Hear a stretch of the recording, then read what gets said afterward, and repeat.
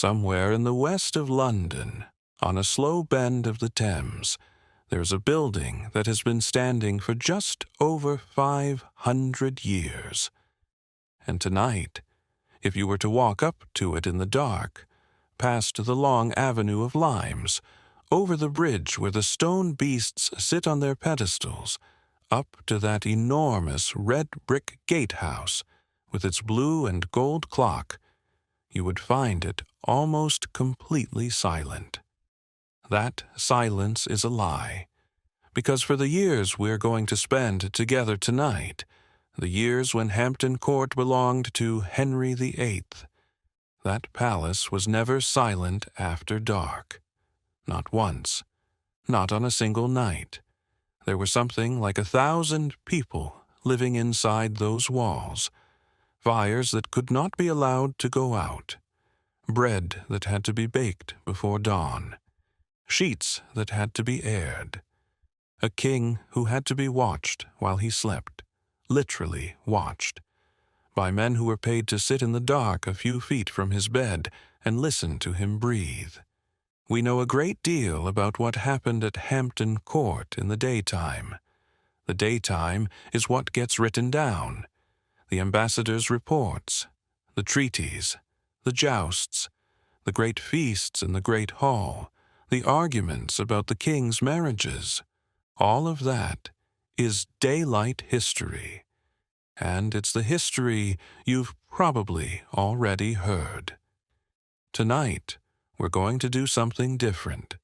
Tonight, we're going to stay up with the people who worked the other half of the clock, the grooms who slept on straw pallets across the king's doorway, the yeoman who made his bed in a ritual that involved daggers and holy water, and a man rolling his whole body across the mattress, the boys who scoured the drains in the small hours, because the law said that kind of work could only be done at night, the chandler counting candle stubs by the ounce, the baker who was awake at 3 a.m. so that 1,000 people could have bread at 7, and one man in particular, a man whose title, when you first hear it, sounds like a joke, and who was in fact one of the most powerful people in England, precisely because his job was to be present at the king's most private and least dignified moments. So settle in. Get comfortable. Let your shoulders drop away from your ears. There's no rush at all in what follows. We're going to move through this slowly, deliberately, one lit window at a time. And if you drift off somewhere along the way, that is perfectly fine. That's rather the point. The palace will still be here. The story will still be here. You're not going to miss anything you need. Let's begin at dusk, on an ordinary evening, sometime in the middle of the 1530s. The light is going off the river, and the first thing you need to understand about Hampton Court is that it should never have belonged to the king at all, because it started as somebody else's dream. In the year 1514, a man named Thomas Wolsey took out a lease on a manor by the Thames, about 12 miles upriver from the city of London. He took the lease from the Knights Hospitaller, the Order of St. John of Jerusalem, who had held the land for centuries and had been quietly farming it and drawing rents from it. The lease Wolsey signed was for 99 years. Think about what a 99-year lease says about a man's intentions.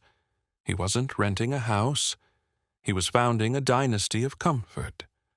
Wolsey was the son of an Ipswich man, quite possibly a butcher or a cattle dealer.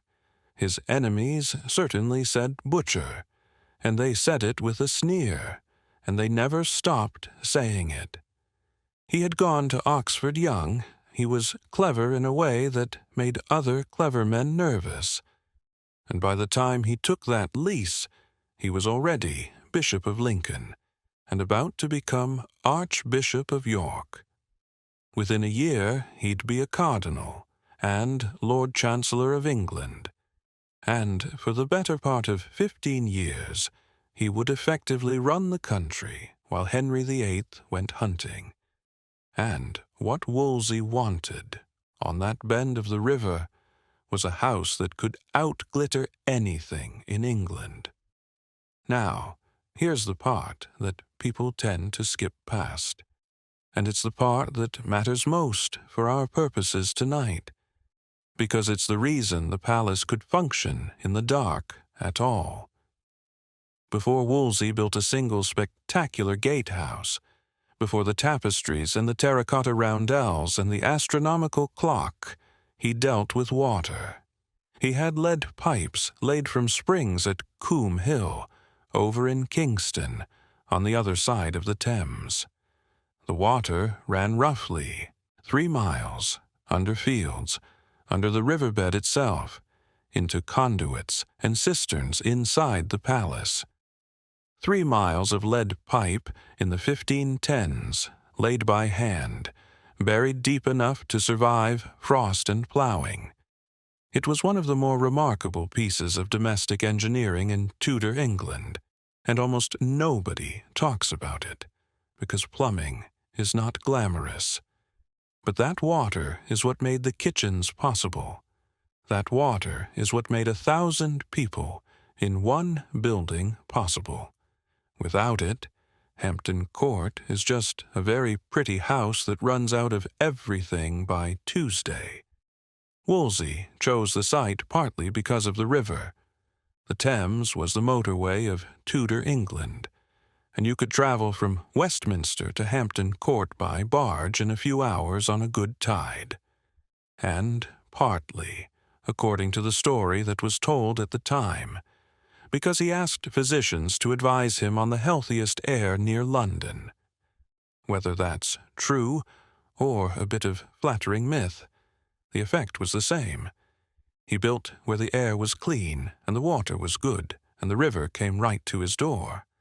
And then he built. Base Court first, that great open brick courtyard you walk into today, ringed with lodgings for guests. Around 44 sets of rooms for visitors, each with its own fireplace and its own garderobe.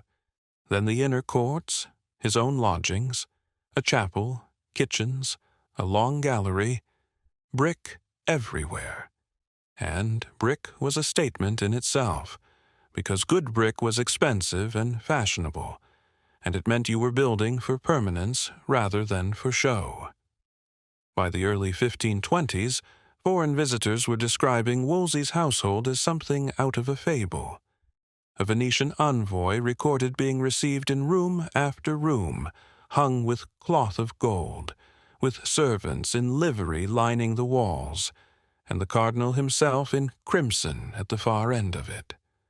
Wolsey kept a household of several hundred people in his own right, his own gentlemen, his own chapel choir, his own yeomen, his own cooks, and there is a persistent story from the period that people muttered a rhyme about him, that he built better than the king, which is exactly the sort of thing you do not want people muttering. And then, sometime around the middle of the 1520s, Wolsey gave it away. The exact mechanism is a little murky, and, honestly, historians still nudge at it. By most accounts, around 1525, Wolsey formally handed Hampton Court to Henry, a gift, unsolicited on paper, and completely obvious in its purpose. He was under pressure. There was resentment about his wealth, resentment about the taxes he'd tried to raise, resentment about a low-born clergyman living better than the nobility. Handing the king the finest house in England was a way of saying, "Everything I have is yours, and I know it." Henry took it. And then, in a gesture of what you might call slightly menacing generosity, he let Wolsey carry on living there for several more years. Imagine that for a moment. Imagine walking through rooms you designed, past chimneys you paid for, knowing the deeds have someone else's name on them, and the man whose name it is could arrive by barge at any hour. If you're the sort of person who finds it hard to sleep in a house that isn't quite yours, sit with that for a second. That was Wolsey's situation for the last stretch of his life. The end came in 1529. Wolsey had failed to get Henry the annulment he wanted from his first marriage to Catherine of Aragon. Rome would not move, and Wolsey, the great fixer, the man who could always find a lever, had run out of levers. He was stripped of the chancellorship, sent north to his archbishopric, then arrested for treason. He died at Leicester Abbey in November 1530, on the journey south to face trial, and he was spared whatever would have happened at the end of that road, and Hampton Court became the king's. Now, and this is where our story really begins, Henry did not simply move in. Henry spent roughly the next 10 years, and something in the region of £60,000 rebuilding the place. That number is almost meaningless to us now, so let me put it another way. It was an enormous sum, comparable to the cost of a major warship or a substantial fortification program, spent on a house. He built the Great Hall between about 1532 and 1535, working the craftsmen in shifts by candlelight to get it finished, which is our first night shift and won't be our last. He built a great watching chamber. He rebuilt the chapel, ceiling. He put in tennis courts and bowling alleys, and a tilt yard with viewing towers. He built himself a private tower with a bathroom in it, fed by taps. And he massively, dramatically expanded the kitchens, because the thing Henry wanted from Hampton Court, more than beauty, was capacity. He wanted a machine that could hold a court. So let's go inside. The lights almost gone off the river now, and the first thing that happens at Hampton Court in the evening is that the doors start to close. To understand a Tudor palace at night, you have to stop thinking of it as a building and start thinking of it as a series of nested boxes, each one harder to get into than the last. The outermost box is the world, the road from Kingston, the river, the fields. Then you cross the moat and pass under the great gatehouse into Base Court, and you're in the palace, but only just. Base Court is the public palace. It's where the lodgings for visiting gentlemen were, where servants crossed with buckets and baskets, where you might wait for hours hoping to be noticed. Anyone with a plausible reason and a decent coat could get that far. Then you go through the next gate, Anne Boleyn's Gateway, as it's called now, though it wasn't called that then, into Clock Court. And now the crowd thins. Now you need business. Beyond that, the boxes get tighter and tighter. The great hall, the great watching chamber where the yeomen of the guard stood. Then the presence chamber, where the king's empty throne sat under a canopy, and where you were expected to bow to the chair whether or not the man was in it. Then the privy chamber, private in the true sense, meaning almost nobody. Then the privy lodgings, the king's own suite. Then, at the very center of it all, the bedchamber. And then, smaller still, the tiny closets and stools and studies where a king could be entirely alone, which for a king was the rarest luxury there was. At night, all of that hardens. The gates shut. The keys come out. And the man with the keys becomes briefly one of the more important people in England. The sergeant porter and his under-porters were responsible for the gates. When the hour came, the outer gates of the palace were shut and locked, and the keys did not stay hanging on a hook. In a properly run royal household, they were delivered up, formally, and kept secure overnight.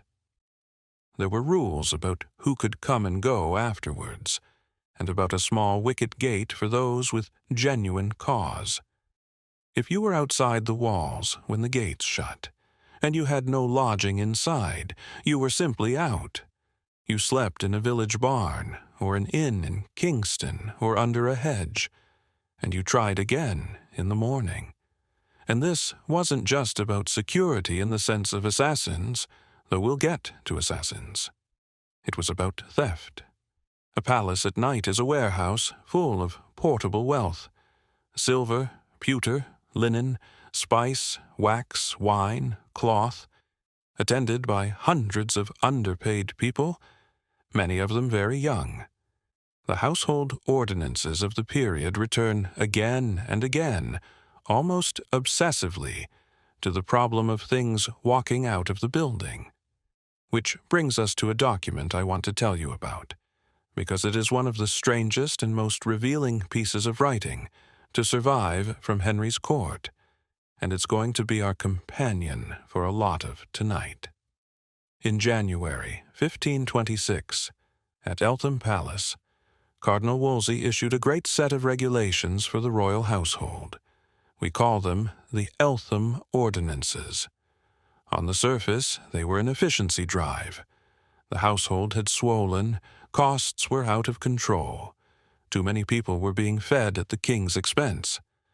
But read them closely, and what you actually get is a portrait of daily life, drawn in complaints. The ordinances complain that the king's food is arriving cold, and that this is because servants dawdle in the passages and stop to gossip. They complain about the number of dogs. There's a wonderfully specific instruction that dogs are not to be kept in court, excepting a few small spaniels for the ladies, and you can practically hear the sigh behind it, because the sort of court where 20 greyhounds wander through the presence chamber is a court where nothing is clean. They complain about the scullery boys, the lowest rank in the kitchens, the ones who scoured the great copper pots, going about naked or in garments so filthy and ragged that they were not fit to be seen, and they order that these boys be properly clothed.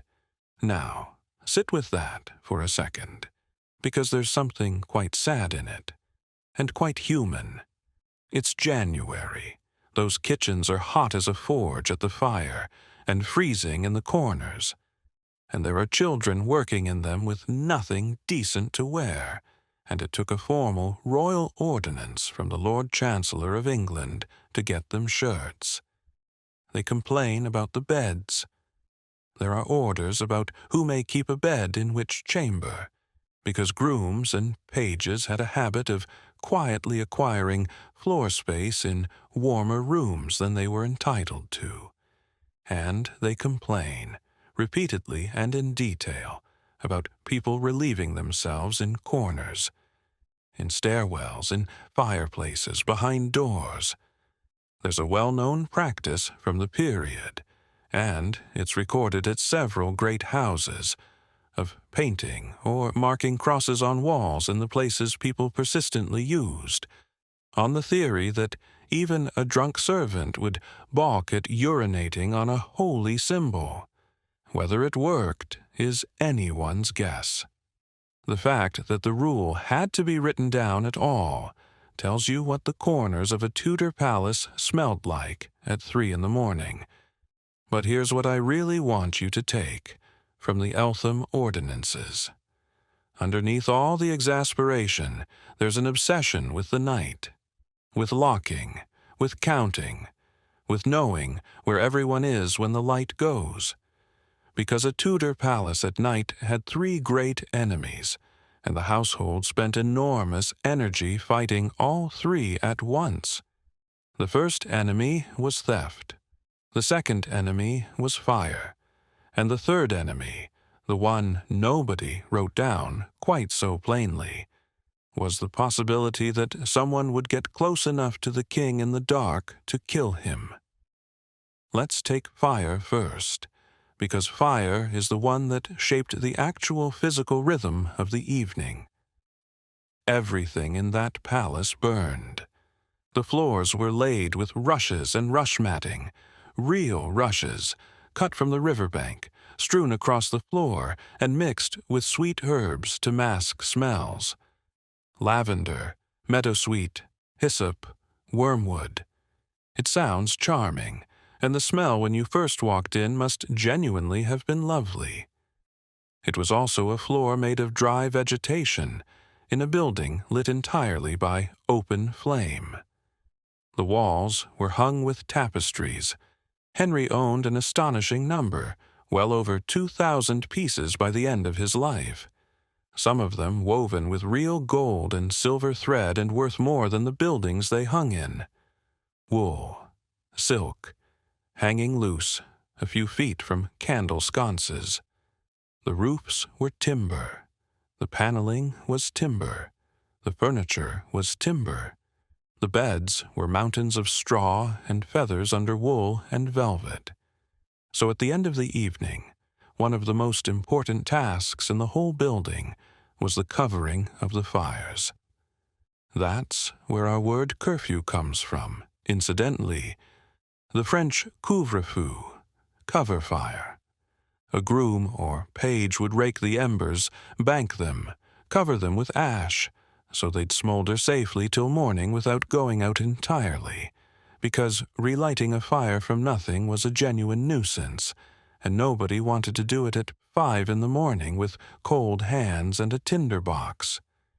And then, when the fires were banked, the candles came out. And I want to spend some time on the candles, because the economics of light in the 16th century are strange and specific, and once you know about them, you can never quite look at a lit room the same way again. There were 2 kinds of light in that palace, and they told you exactly where you were in the hierarchy. Beeswax was the good light. It burned with a clear, steady, pale flame. It smelled faintly of honey, and it was expensive. Bees make honey slowly, and wax slower. Beeswax candles went to the king, the queen, the chapel, the great chambers, the tables where important people ate. Tallow was everything else. Tallow is rendered animal fat, mutton fat mostly, sometimes beef. It's cheap, because you're using a byproduct of the meat you were already going to eat. It also smokes. It gutters. It needs constant trimming, and it smells, unmistakably, of old cooked fat. If you have ever left a roasting pan out overnight and come down to it in the morning, you already know the smell of a Tudor servant's bedroom.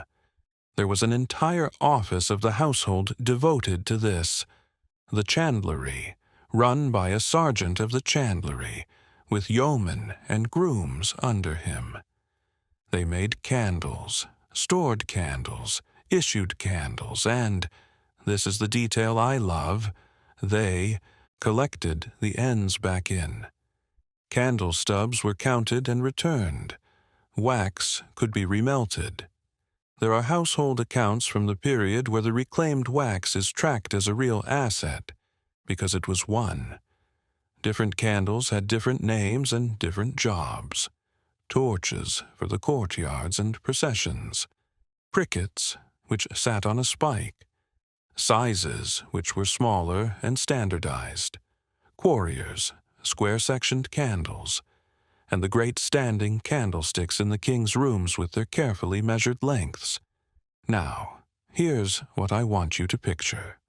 On a winter evening in the 1530s, as the light dies, hundreds of small flames are being lit across that building in a slow wave, room by room, by people whose entire job that evening is to carry fire safely through a building made of dry timber and dry rushes and hanging wool. And every single one of those flames has to be accounted for at the end of the night. Some of them, though, don't go out at all. Because in the innermost rooms a light burned all night long, every night, without exception. and that light had a name. The household called the nightly delivery of supplies to the great chambers all night. That's the actual term you find in the accounts. A noun, not an adverb. The all night. It was a fixed allowance of bread, wine, ale, wood or coal for the fire, and candles, delivered to a chamber in the evening, so that whoever was lodged there wouldn't need anything fetched during the hours when the kitchens and cellars were shut. And the size of your all-night was determined by your rank, precisely, and written down. A duke's all-night was not a knight's all-night. A knight's was not a gentleman usher's. If you were entitled to 2 loaves and a gallon of ale and 4 candles, that is what arrived. And if it didn't arrive, you had a legitimate grievance you could take to the officers of the household. There is something genuinely touching about this system when you sit with it. In a world with no shops open, no lights in the street, no way to get anything after dark, the all-night was a promise. It said, "You will not be cold, you will not be thirsty, you will not be in the dark, between now and morning. Somebody has thought about your night." And in the king's own rooms, a light was kept burning all through the hours of darkness. Partly practical. A king who needs to get up in the night should not be groping about in a pitch-black room full of furniture. Partly ceremonial. A royal chamber is never truly dark, in the way a royal throne is never truly empty. And partly, I suspect, something older and simpler than either. Nobody, king or scullion, actually likes total darkness in an enormous old building. So, fires banked, candles lit, gates locked, all night delivered. And now, in the innermost box of the palace, the most extraordinary piece of theater in the whole English day is about to take place. They are going to make the king's bed. Now, I need you to put out of your mind absolutely everything you know about making a bed. This is not shaking out a duvet. The making of a royal bed in Tudor England was a formal ritual, involving a team of men, performed in a specific order, with religious elements, and it took, by some accounts, a substantial part of an hour. Our best description of it comes from the household regulations of the late 15th century, the ordinances of Edward IV's court, and a document usually called the Royal Book, which laid out the ceremonies of royal life. These rules were copied, adapted, and carried forward into the Tudor household. So, while we should be careful about assuming every detail survived unchanged into the 1530s, the essential shape of the thing is well attested. Here is roughly how it went. A team of yeomen. The accounts suggest something like 8 of them, plus a gentleman usher supervising and a squire or 2 present, would come into the bedchamber. The great bed itself was an object of real magnificence. A heavy carved frame, a canopy overhead, curtains that drew all the way round, and beneath that, layers. First, a bed of straw, coarse and thick, in a canvas tick. Then, above that, feather beds, sometimes several stacked, and above those a fustian and then the fine linen sheets. Henry's own inventories list bedding in extraordinary quantities and quality, including down-filled pillows and coverings of cloth of gold and ermine. The straw layer was raked and beaten with a stick to break it up and level it, and to drive out anything living in it. And then, and this is the part that sounds invented but isn't, a yeoman would take a dagger and search the straw with it. He would stab and probe through the bedding. Why? Because a mattress is the perfect place to hide a knife, or a needle, or something worse, Everyone in that room understood that a king who lies down in the dark and rolls onto a concealed blade is a dead king, and no one would ever know who put it there. Then, when the layers were built up, the yeoman would take hold of the sheets and stretch them, and this is the detail that always gets me. One of them would physically roll his body across the made bed, right across the whole surface of it, to press it down and prove it, to prove there was nothing in it, to prove it was safe. A man lying down in the king's bed in front of witnesses, so that the king would not have to be the first. And around all of this there was a religious frame. The bed was blessed, holy water was sprinkled, the sign of the cross was made over it, because in the mental world of the 16th century, sleep was a genuinely dangerous state. It was the closest thing to death you experienced while living. Every night you surrendered your consciousness, your will, your defenses. The old bedtime prayers of that era are not gentle. They are frank about the possibility that you might not wake up. To sleep was to trust God with your life for 8 hours, and it seemed entirely reasonable to ask for protection first. Then the curtains were drawn. The great bed stood ready, and the men who had made it withdrew, but not far, because now we come to the people I most wanted to tell you about tonight. There were men whose job was to sleep in the king's room, not near it, in it, or immediately outside the door of it, on a low bed called a pallet, a mattress that could be rolled out at night and rolled away by morning. In the privy chamber and the rooms around the king's bedchamber, at any given hour of the night, there were grooms and gentlemen and esquires lying on pallets on the floor, someone in the doorway, someone across the threshold of the outer chamber, someone within earshot. Think about what that actually means. Henry VIII, from childhood to his death, essentially never spent a night alone. There was always a body between him and the door, always a man who would wake if the latch lifted. And this is a good moment to talk about the esquires of the body, because their name tells you exactly what they were for. Esquires of the body were gentlemen attendants attached to the king's person, and their formal duties included attending him at his going to bed and his rising, being present in the chamber, receiving his clothing, and keeping watch. The older ordinances describe 2 esquires of the body sleeping in the king's chamber or the outer chamber, and lay out what they should do if the king wakes in the night, and how they are to answer if anyone comes to the door.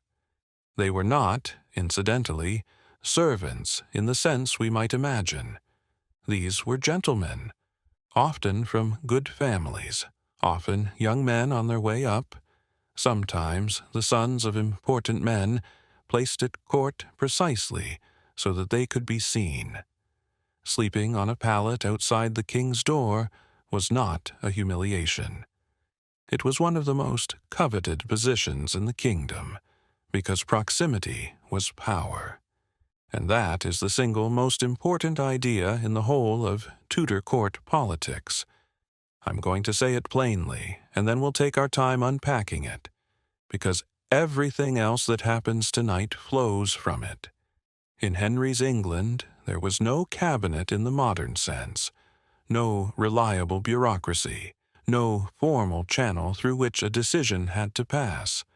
Power came from the king's mouth and the king's hand, which meant that the person who could reach the king's ear could shape the kingdom. And the ear was most reachable when the king was tired, or unwell, or relaxed, or half undressed, or lying awake at 2 in the morning, wanting someone to talk to. The daytime court, with its ambassadors and its counselors and its ceremony, was where decisions were announced. The night court was where they were made, which is why the most powerful job in Henry's private household, and I promised you this earlier, had a title that people today find almost impossible to say with a straight face: the Groom of the Stool. Now, take a breath, and let's be adults about this, because the actual history is far more interesting than the joke.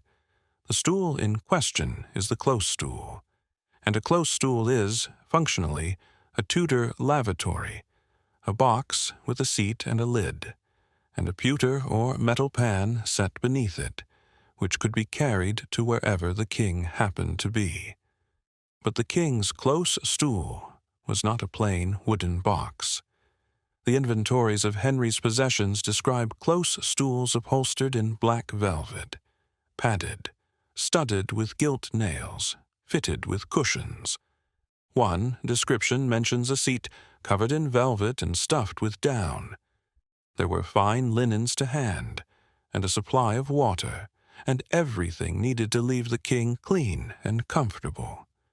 And the groom of the stool was the man responsible for all of it. He carried it, or had it carried and set up. He attended the king while it was used. He handled the cleaning and the linen.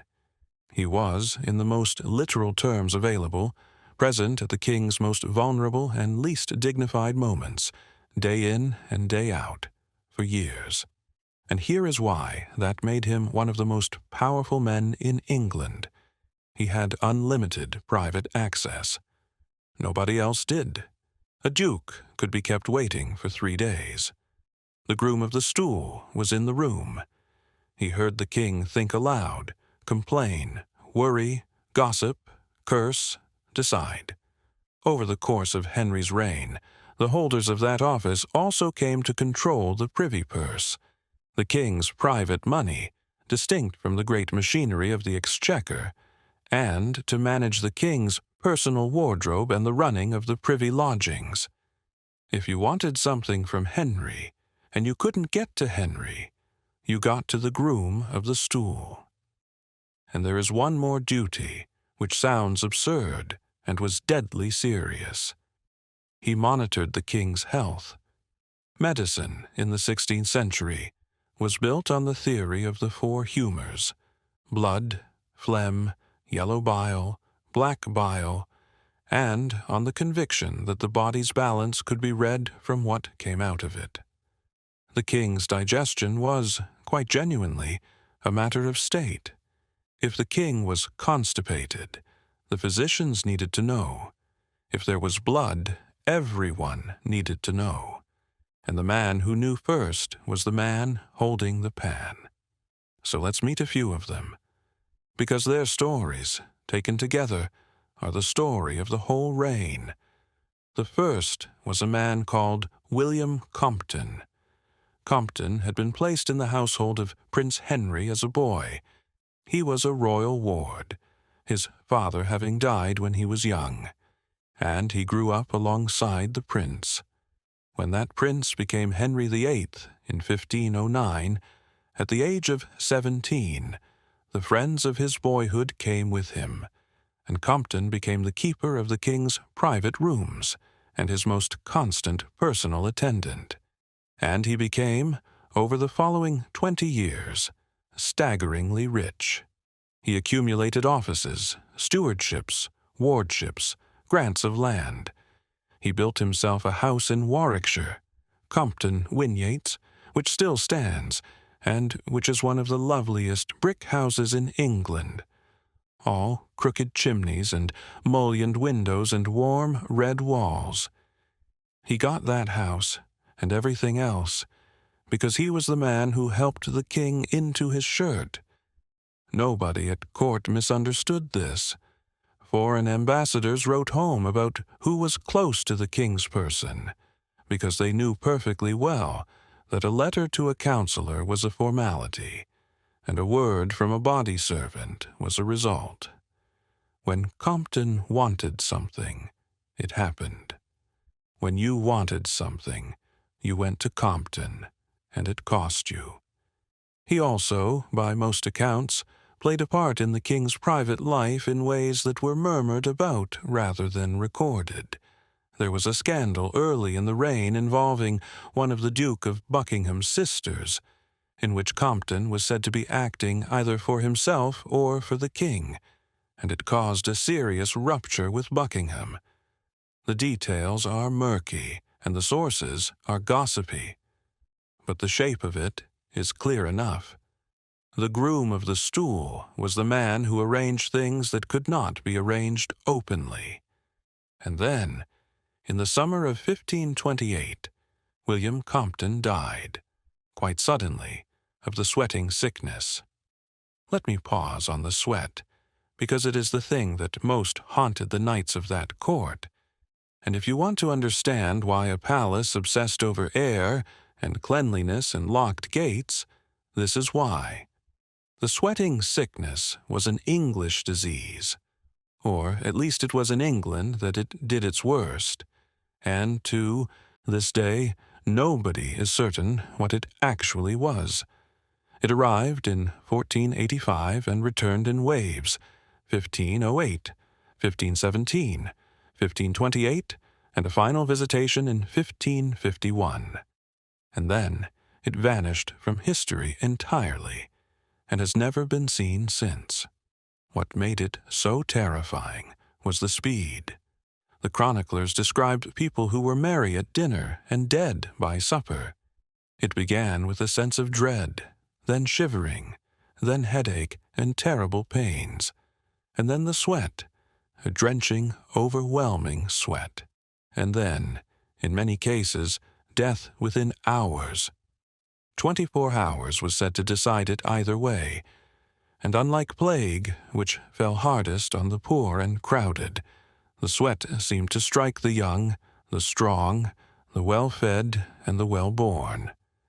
It went through households like a scythe. The 1528 outbreak terrified Henry more than almost anything else in his life.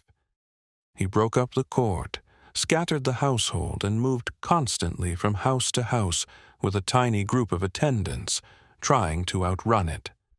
Anne Boleyn caught it at Hever and survived. Her brother-in-law, William Carey, did not. And William Compton, the king's friend since boyhood, the man who had been closer to him than anyone alive, died. Think about what that must have done to the atmosphere of the Knight household. These were people who slept in shared rooms, on floors, in close air, breathing on one another for 8 hours.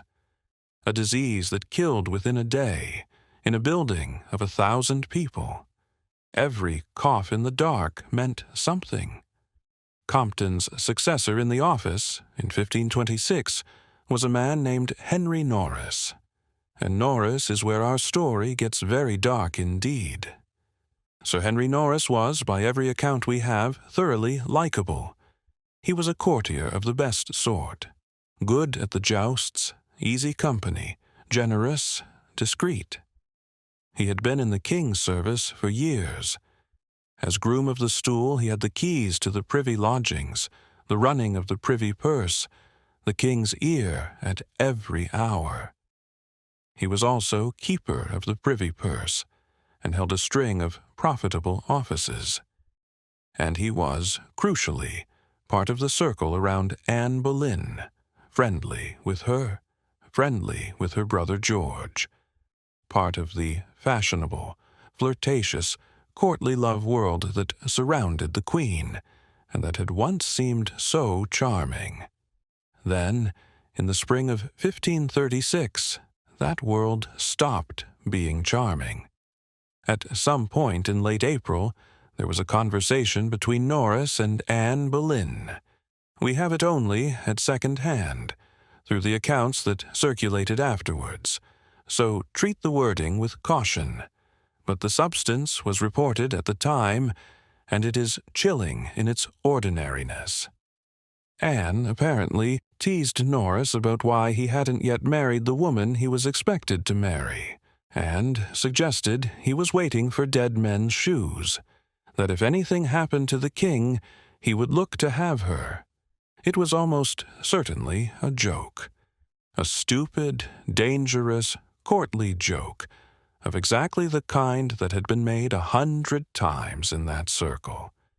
And Norris, to his credit, seems to have recoiled from it immediately, and said he would rather his head were off than think such a thing, but it had been said out loud, and to imagine the king's death was, under the Treason Act, itself a treasonous act.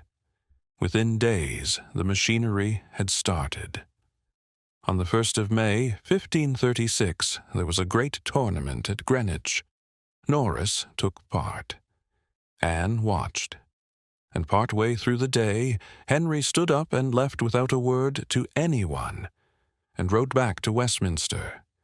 And he took Henry Norris with him, riding alongside him. That ride is one of the strangest journeys in English history.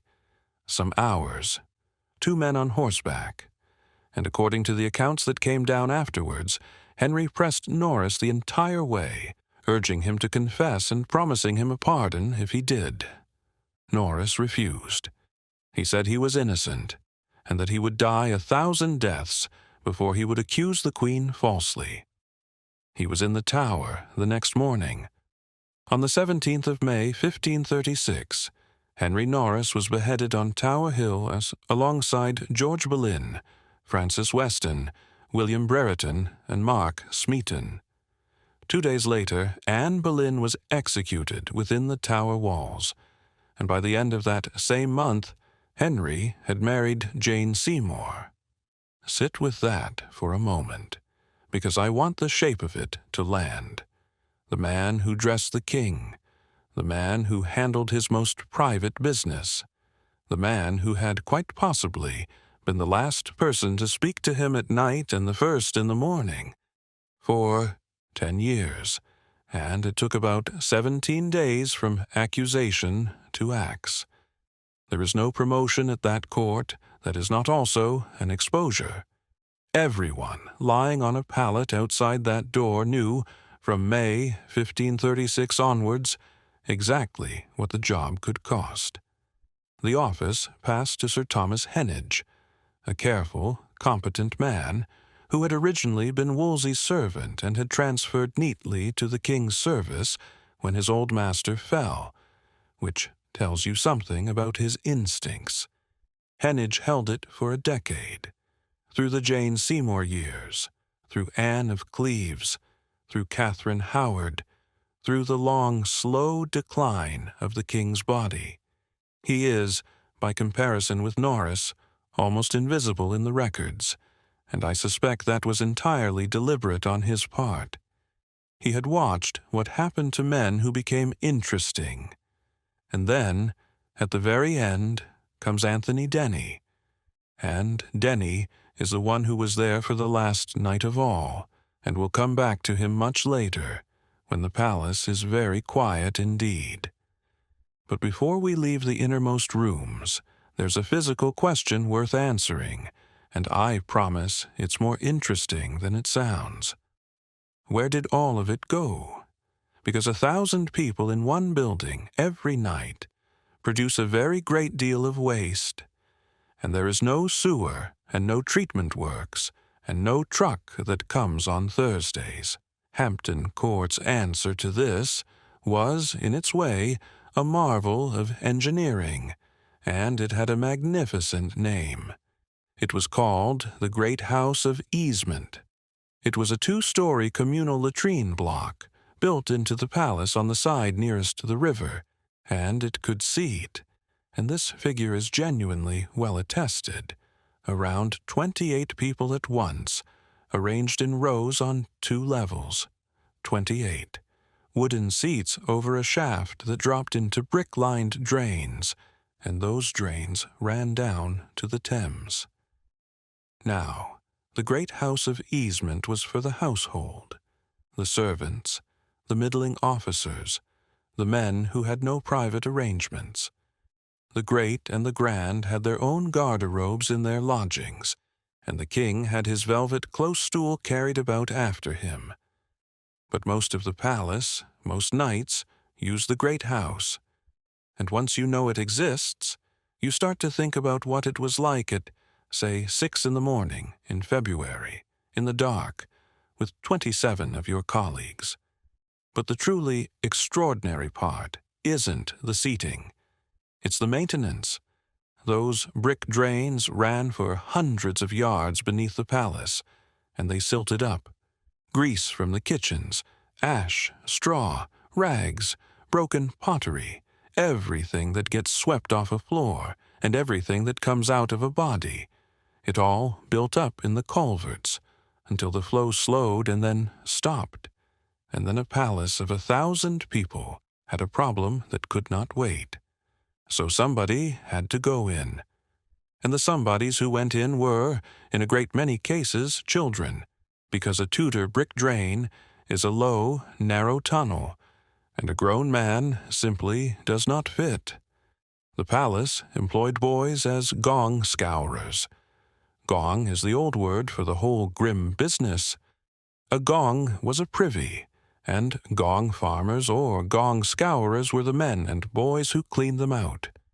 The boys at Hampton Court would be sent into those culverts with rakes and buckets and scrapers, in the dark, to clear the blockages by hand and pass the waste back out. They were paid for it. Reasonably well, by the standards of unskilled work, because you have to pay something extra for that. And it was, almost universally, night work. That's not sentiment. It's regulation. In London and in other towns, the removal of night soil, the actual carting of human waste out of the city, was legally restricted to the hours of darkness, so that the streets and the citizens' noses would be spared during the day. The men who did it were literally called nightmen. They worked from around 9 or 10 at night until dawn, and they were paid by the load, and they carried it out to the fields and lay stalls beyond the walls. There is a London coroner's record from the 14th century, long before our story, but it circulated for centuries afterwards, as a sort of grim cautionary tale, concerning a man named Richard, described as a raker, who fell through the rotten boards of his own privy and drowned. It's the kind of detail that makes people laugh nervously and then stop laughing. That was the risk. Rotten timber, foul air, methane in a confined space, and darkness. So while the king slept in a bed that had been blessed with holy water and searched with a dagger somewhere below him, quite possibly directly below him, a 12-year-old boy was on his hands and knees in a brick tunnel with a bucket. Both of them worked for the same household. Both of them were on the payroll, and the accounts of that household record them both. I said at the beginning that we know a lot about the daytime and much less about the dark. That's true, but it isn't quite the whole truth, because the extraordinary thing about a royal household is that it was, above everything else, an accounting operation, and accountants write things down. We know about the gong scourers because someone had to sign off their wages. We know about the candle stubs because someone weighed them. We know what a duke's all-night contained because a clerk had to check the delivery. The body responsible for all of that was called the Board of Green Cloth, and it takes its name from the green baize covering the table it sat at. It was the household's counting house, its audit committee, and, in effect, its magistrates' court. The officers of the green cloth, the Lord Steward, the treasurer, the comptroller, the cofferer, the clerks, checked every account, every issue of stores, every allowance. They also had jurisdiction over offenses committed within the verge of the court, which meant roughly a 12-mile radius around wherever the king happened to be. And they could and did discipline servants. If a groom was stealing candles, the green cloth found out. Which brings me to laundry. And I want to spend a little while here, because the laundry is one of those parts of history that gets no attention at all and yet touches everything. 1,000 people generate an unimaginable volume of dirty linen, sheets, shirts, smocks, napkins, tablecloths, towels, kerchiefs, the linings of clothes. And Tudor people, contrary to the cliché, cared a great deal about clean linen. They did not bathe often, by our standards, though Henry had a proper bathroom in the Bain Tower at Hampton Court, with a bath fed by taps supplied with hot and cold water, which was genuinely luxurious for the 1520s. But the theory of cleanliness they worked from was that linen next to the skin absorbed the body's dirt and sweat, and that therefore changing your linen frequently was how you got clean. A gentleman changed his shirt often. Clean linen was the visible marker of a respectable body, which meant the wash never stopped. Washing was one of the very few areas of the royal household where women held actual paid positions. The king's household was overwhelmingly male. It was a military and ceremonial institution as much as a domestic one, but the laundry was women's work, and the king's laundress was a real office with real money attached. The records of Henry's household name a woman called Anne Harris in that role, receiving a salary and an allowance for materials, and she seems to have continued serving into the next reign. Think about what that job involved. The king's personal linen, his shirts, his sheets, the cloths used at his close stool, handled by one trusted woman and her assistants, because you could not have the king's body linen going out to just anybody. There were security implications. There were health implications. There were, frankly, blackmail implications, and everybody knew it. The physical work was brutal. Linen was steeped in lye, a solution made by leaching water through wood ash, which is alkaline and strips grease in which, if you handle it all day, cracks and burns your hands. It was pounded, rinsed, wrung by twisting between two people, and then spread out to dry and bleach in the sun on grass, or hung in drying chambers in winter. Fine linen was smoothed with glass or stone slickstones and scented, lavender, rosewater, orris root packed with the folded sheets in the chests of the wardrobe. And here's the night connection. Laundry runs on daylight and weather, and there is never enough of either. So the soaking, the fetching and heating of water, the preparation for the day's work, a great deal of it began before dawn. The laundry maids were among the first people awake in that palace, and in winter they were working by candlelight in cold, wet rooms, with their hands in lye. That's the great unspoken theme of a place like this. The magnificence you can see, the tapestries, the gold, the linen, so white it hurt your eyes, sits on top of an enormous amount of invisible labor performed in the dark by people whose names mostly we do not have. But there is one part of the palace that never truly slept at all. And if you had been standing in Base Court at 2 in the morning in 1535, you would have seen it immediately, because it was the one place still glowing. The kitchens, Henry's kitchens at Hampton Court are, I think, the single most impressive thing about the whole palace, and they still survive. You can walk through them today, and they are enormous. The kitchen complex covered something in the region of 36,000 square feet by the time Henry finished expanding it. Not one kitchen, but a whole quarter of the palace. Great kitchens with open fires, boiling houses, a pastry house with its own ovens, a confectionery, a spicery, a saucery, a larder, a fish larder, a poultry, a scalding house, a bakehouse, cellars, and a whole administrative structure sitting on top of it all. Something in the region of 200 people worked there, and their job was to produce, twice a day, meals for around 600 people, entitled to eat at the king's expense, which works out at something like 1,200 meals a day, and considerably more when the court was full and the great feasts were on.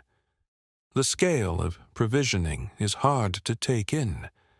The surviving accounts and the estimates drawn from them suggest that the court got through, in the course of a year, thousands of sheep and cattle, well over 1,000 pigs, hundreds of calves, thousands of birds of every kind, and vast quantities of deer taken from the royal parks, venison being not something you bought, but something you shot, or were given, or gave away as a favor. The beer alone ran to hundreds of thousands of gallons a year, because everybody drank ale at every meal, including children, because it was safer than water, and it was food as much as drink. Now, all of that has to arrive, and here's where the night comes in again. Meat, fish, poultry, bread, ale, wood, coal, and above all, fresh produce came into the palace continually, and a great deal of it came by river. The Thames was the supply line. Barges came up on the tide from London, or down from upriver, and they came when the tide let them, not when it was convenient. And that is why one of the most beautiful objects at Hampton Court is also one of the most practical. If you stand in Clock Court and look up, there's a great blue and gold dial on the gatehouse, the astronomical clock. It was made in 1540 by a craftsman named Nicholas Urshan, and it is a genuinely sophisticated instrument. It shows the hour, the day of the month itself, the position of the sun in the zodiac, the phase of the moon, and the number of days since the start of the year. And it shows one more thing, which is the reason it's on that wall, and not somewhere prettier. It shows the time of high water at London Bridge. Think about what that means. Somebody, in 1540, thought it was worth building a mechanical computer into the front of a palace so that anyone crossing the courtyard could see, at a glance, when the tide would turn. Because before the Thames was embanked and dredged and controlled, the tide reached far upstream, and it ruled everything. Going downstream to Westminster or Greenwich, you wanted the ebb. Coming up to Hampton Court, you wanted the flood. Get it wrong, and a journey of 4 hours becomes a journey of 10, with 8 men rowing against the current the whole way. And old London Bridge, with its narrow arches and its water wheels, produced a ferocious rapid at certain states of the tide, so dangerous that experienced watermen would put their passengers ashore to walk around it, a practice known as shooting the bridge, which people died doing. So the clock is a working instrument for the people who supplied the palace and the people who traveled from it. And it meant that on many nights the palace's river stairs were busy in the pitch dark, because the tide had said so. Barges arriving at 1 in the morning with fish, or with a lord and his retinue who had left Westminster at 10. Lanterns on the water. Men shouting quietly and hauling crates up the steps in the cold. And inside, in that vast kitchen quarter, the fires were being tended. Here's the thing about a wood-fired oven or a great open hearth.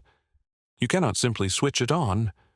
A bread oven works by absorbing heat into its brick mass over hours, and then the fire is raked out, and the bread goes in and bakes in the stored heat. So, if the household needs bread in the morning, and it needs a great deal of bread, because bread was the base of every meal, and also, in the form of trenchers, the plate you ate off. Then the bakehouse has to be lit in the small hours. The bakers of a great household were night workers, essentially by definition.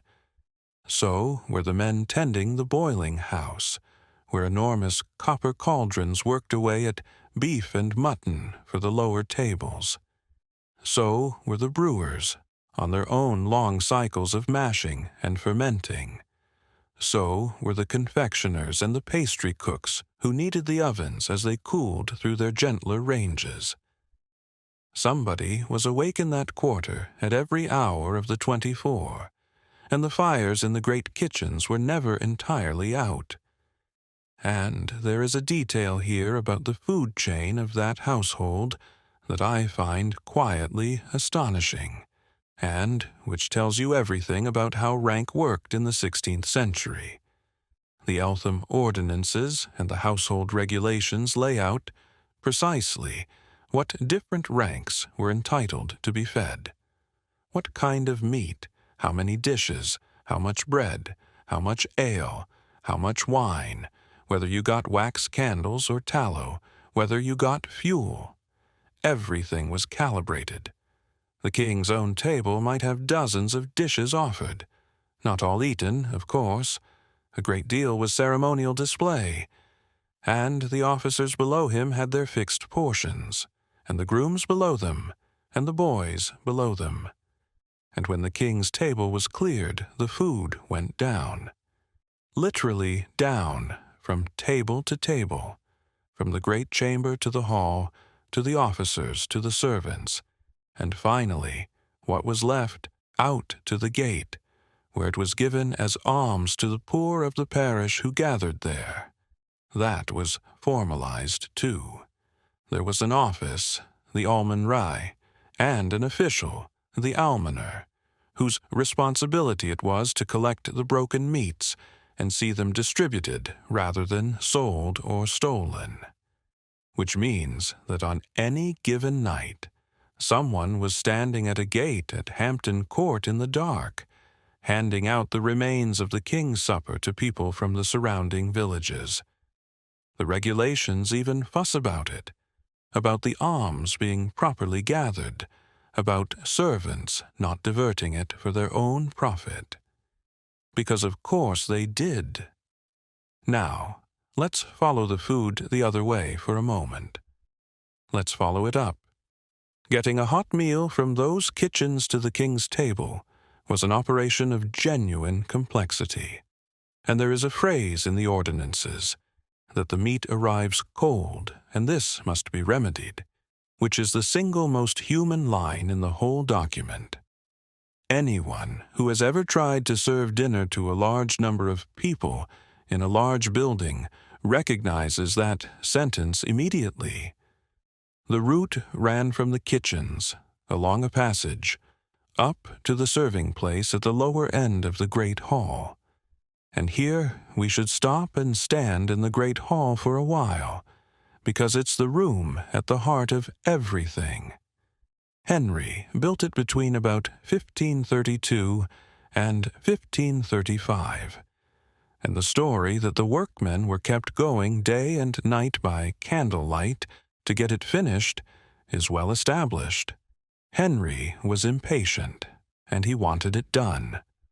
What they built is a hammer-beam roof, the last great one of the medieval tradition, an extraordinary lattice of carved oak that seems to hang in the air with no visible support. It's over 100 feet long. On the walls hung tapestries from Henry's collection, the great set telling the story of Abraham, woven with gold and silver thread, which still hang there, and which were among the most valuable objects he owned. And up in the roof, if you look carefully, there are small carved faces peering down between the timbers. They're known as eavesdroppers.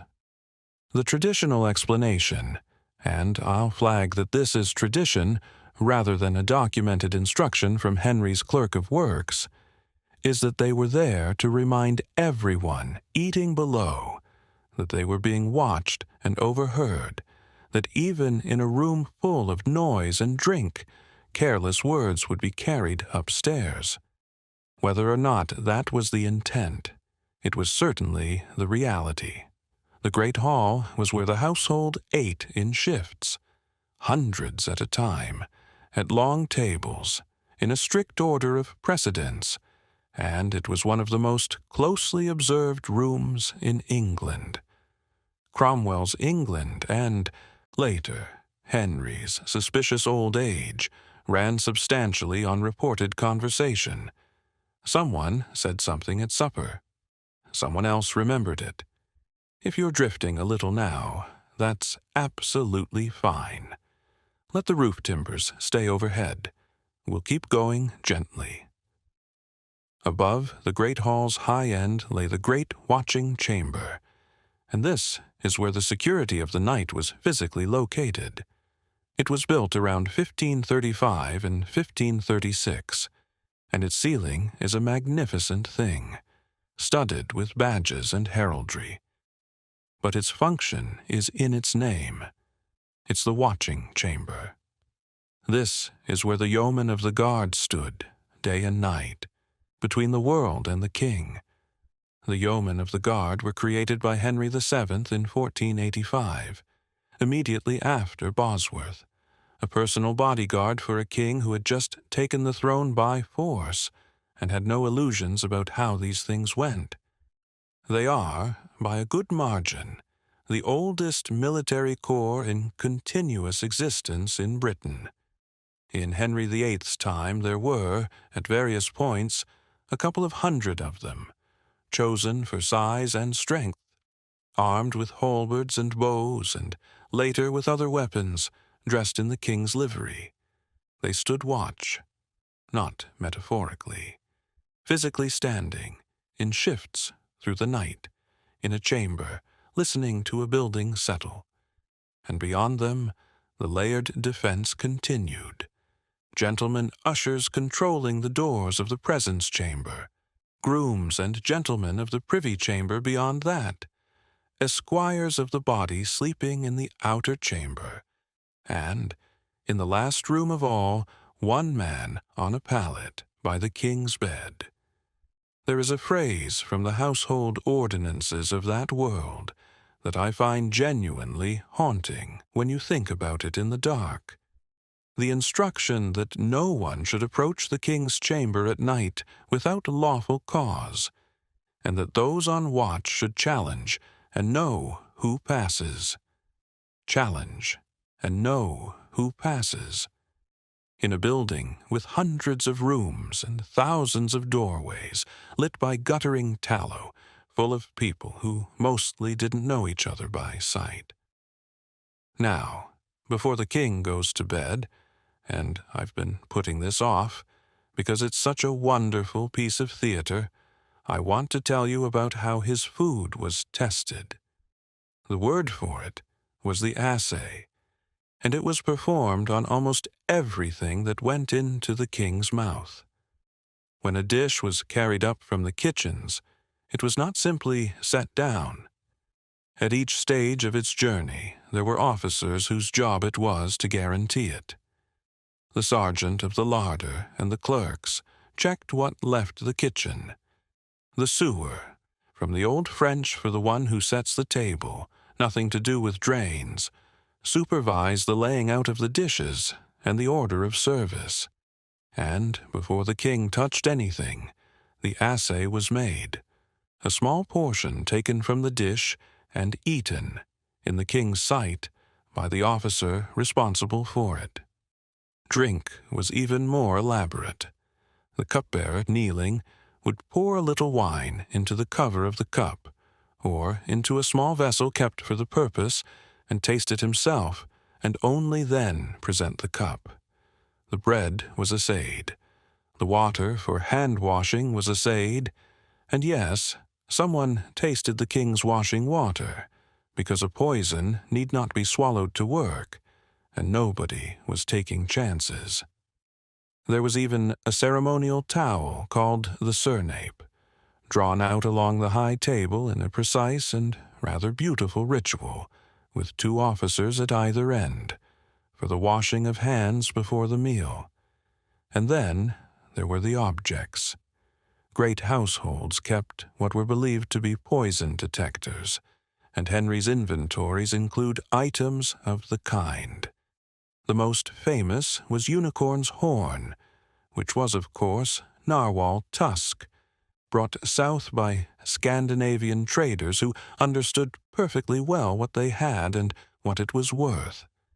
It was believed that a unicorn's horn would sweat or change color, or otherwise react in the presence of poison. There were also serpents' tongues, usually fossil sharks' teeth, hung from little branching stands over the table, believed to do the same. They didn't work. Obviously, they didn't work. But that isn't really the point. The point is that this entire apparatus, the tasters, the horns, the kneeling cupbearer, the officers signing off at every stage, was a machine for producing a feeling. The feeling that nothing could reach the king's body without a chain of named men having put their own lives between it and him. And that feeling had to be produced most strongly at night, because at night, when the doors are shut and the corridors are dark and the household is asleep, you cannot see who is in the building. You can only trust the system. So let's go up to the privy lodgings, and let's put the king to bed. The last hours of Henry's evening would vary enormously depending on the decade and on his mood. In the 1520s and early 1530s, he was a man of extraordinary physical energy. 6'2", athletic, a serious jouster, a hunter who could exhaust a string of horses in a day, a musician who played the lute and the organ and the virginals, who read, who argued theology, who gambled at cards and dice and lost heavily and cheerfully. Evenings could run long. There was music, there was dancing, there was the sort of talk that fills a warm room. And there was on many nights a fool. The king's fool in the later years was a man called Will Summer, who came to court in the mid-1530s and stayed until Henry's death, and then served his 3 children afterwards, which is an astonishing record of survival at that court. Summer appears in the great dynastic portrait of Henry's family, standing in a doorway at the edge of the scene. He was what the period called a natural fool, rather than an artificial one. That is, he was understood to have some kind of intellectual disability, rather than being a professional comedian playing a part. And he had a keeper appointed to look after him, which was a formal, paid position in the household. The stories about him, which mostly come from later collections, and should be taken with a good pinch of salt, all have the same shape. Summer was the one person who could say anything to Henry. He could mock him about money, about his temper, about his court. And Henry, whose rage was famous and dangerous, let him. There is something quite moving in that, when you think about it at the end of the day. A king who has executed his friends, who has broken with Rome, who is surrounded by people carefully calculating every sentence before they speak it, and the one person in the room he can relax with is the man everyone else regards as simple. If you're falling asleep now, that's a fine image to drift on. Let's keep going. Eventually, the evening winds down, and now the machinery of the bedchamber engages, in reverse. The king is undressed by his gentlemen. This was not a casual business either. The clothing of a Tudor king was a system of layers, tied and pinned and laced together. The shirt, the doublet, the hose, the codpiece, the jerkin, the gown, all fastened with points, which are laces with metal tips. Removing them required hands other than your own. Each garment was received by a specific officer, aired, brushed, checked, and taken to the wardrobe of the robes, where the man in charge was, you've guessed it, often the groom of the stool, or someone answering to him. The king put on a nightshirt, a long linen shirt, and very possibly a nightcap, because heads get cold in unheated stone rooms, and because bare heads at night were thought unhealthy. The fire was made up and then banked. The curtains of the bed were drawn, and then the room did not empty. Somewhere in the doorway or across the outer chamber, a pallet was unrolled. A groom or a gentleman lay down on it, fully or half-dressed within call. A light burned, and through the small hours in the palace's innermost box, there was a man lying awake, or half awake, listening to the King of England sleep. What did he hear? We know something about this, and it is oddly intimate. In his later years, Henry slept badly. He was in constant pain from the ulcers in his legs. He was enormously overweight, and there are references in the diplomatic correspondence to the king's poor rest and his black moods. A man who lies awake in pain at 3 a.m. is not a monarch.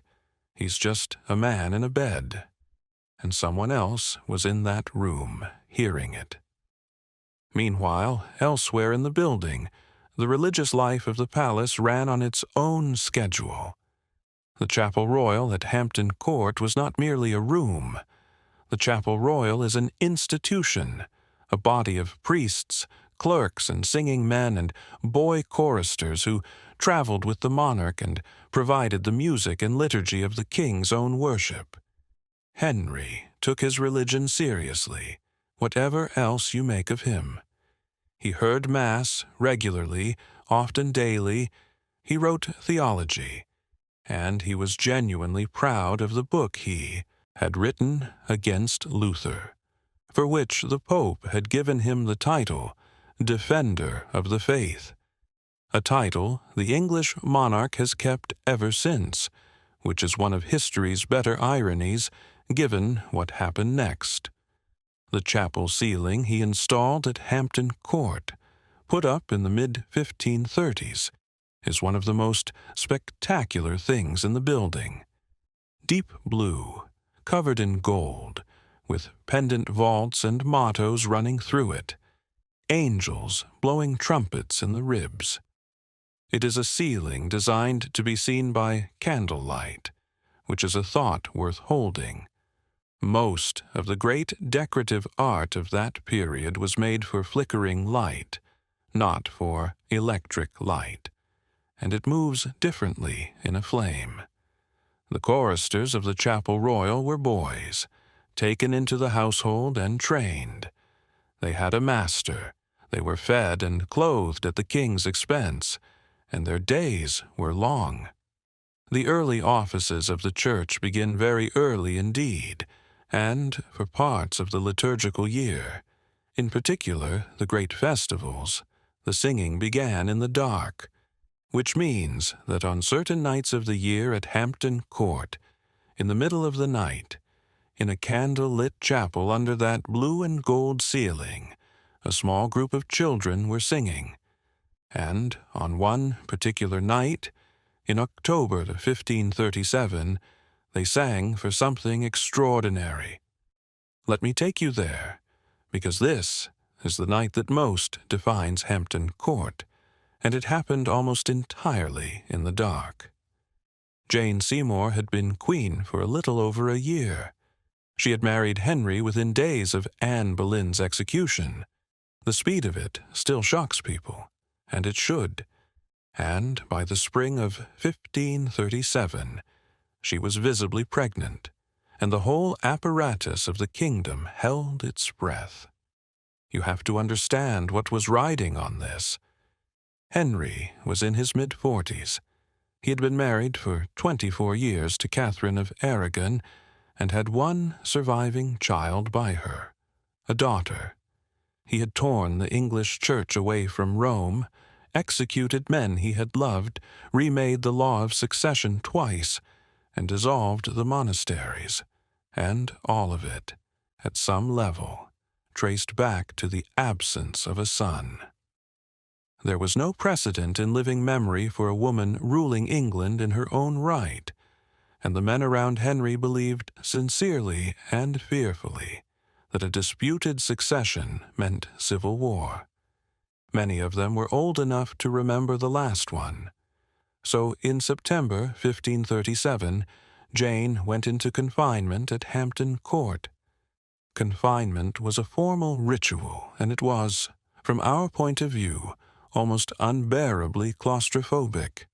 In the last weeks of pregnancy, a royal woman withdrew from the world entirely into a suite of rooms prepared according to ordinances laid down in the previous century by Margaret Beaufort, Henry's grandmother.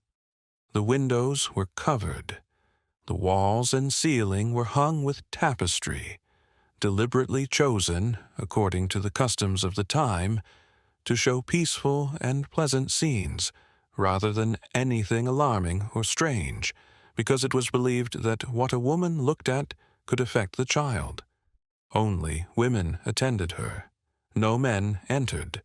The room was kept warm and dim and closed.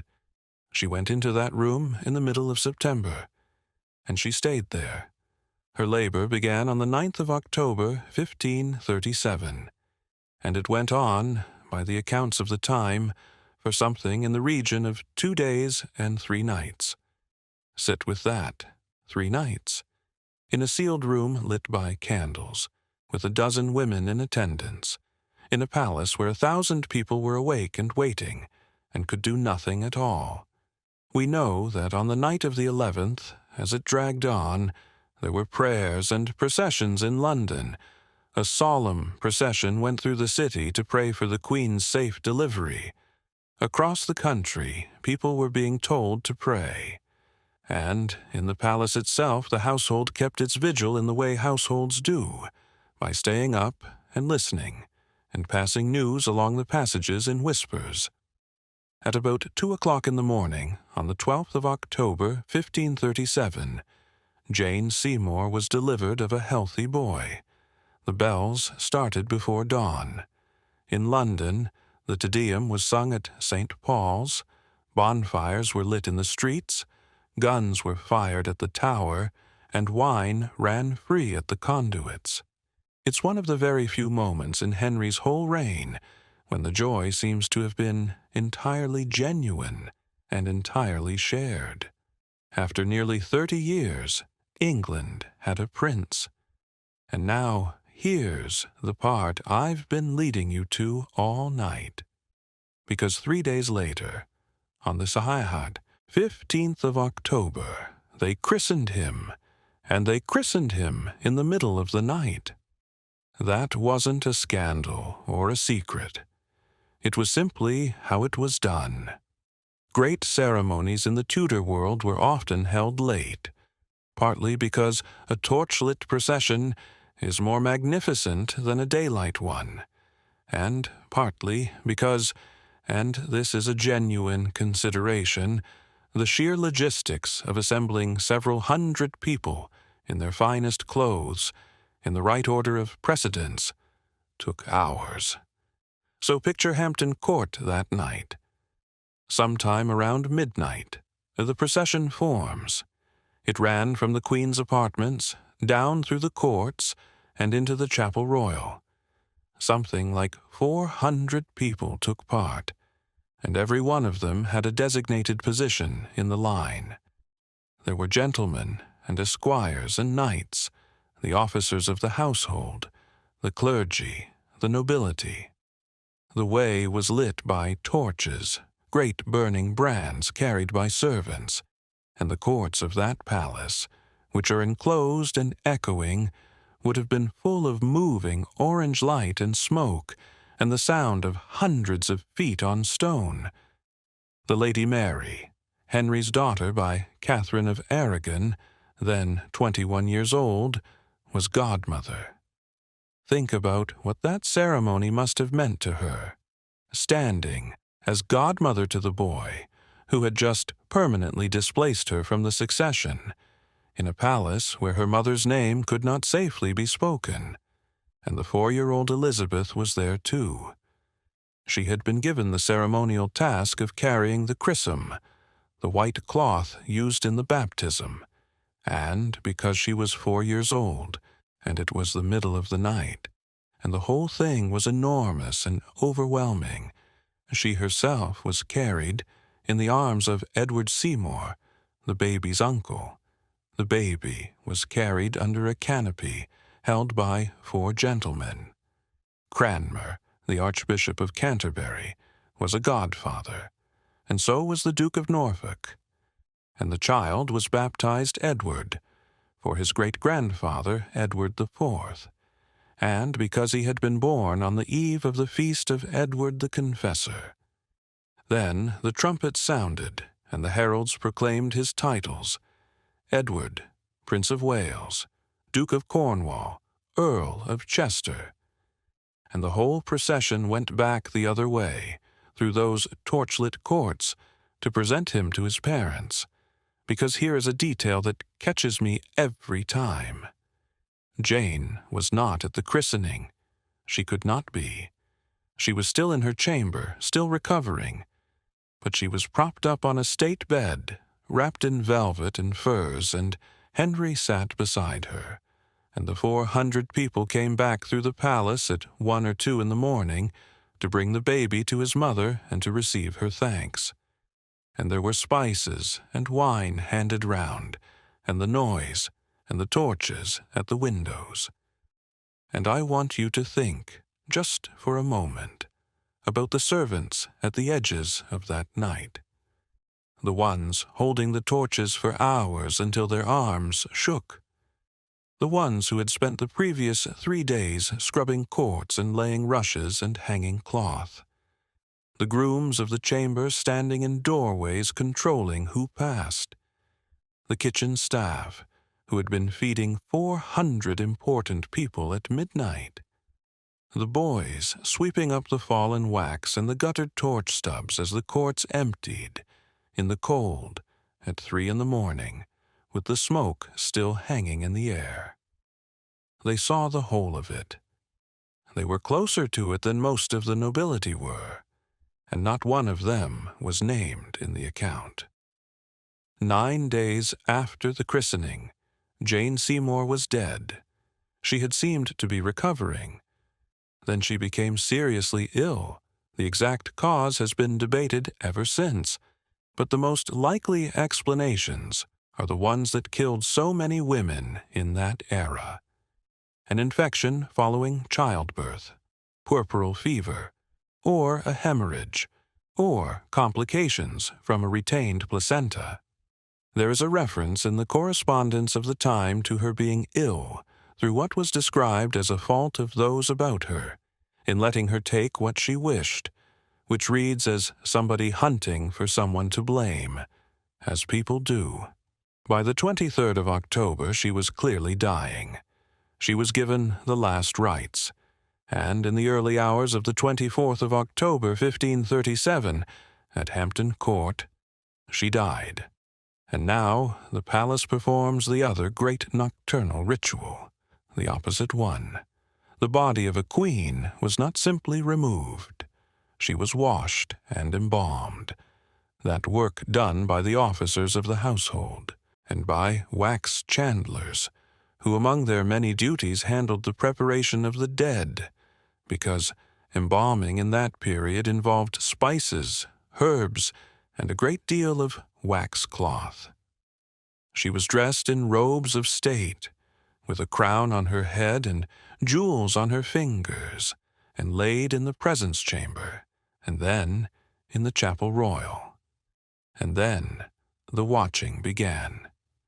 For every night that her body lay at Hampton Court, and it lay there for something close to 3 weeks before the funeral procession left for Windsor, her ladies kept vigil in shifts around the coffin in the chapel, through the hours of darkness.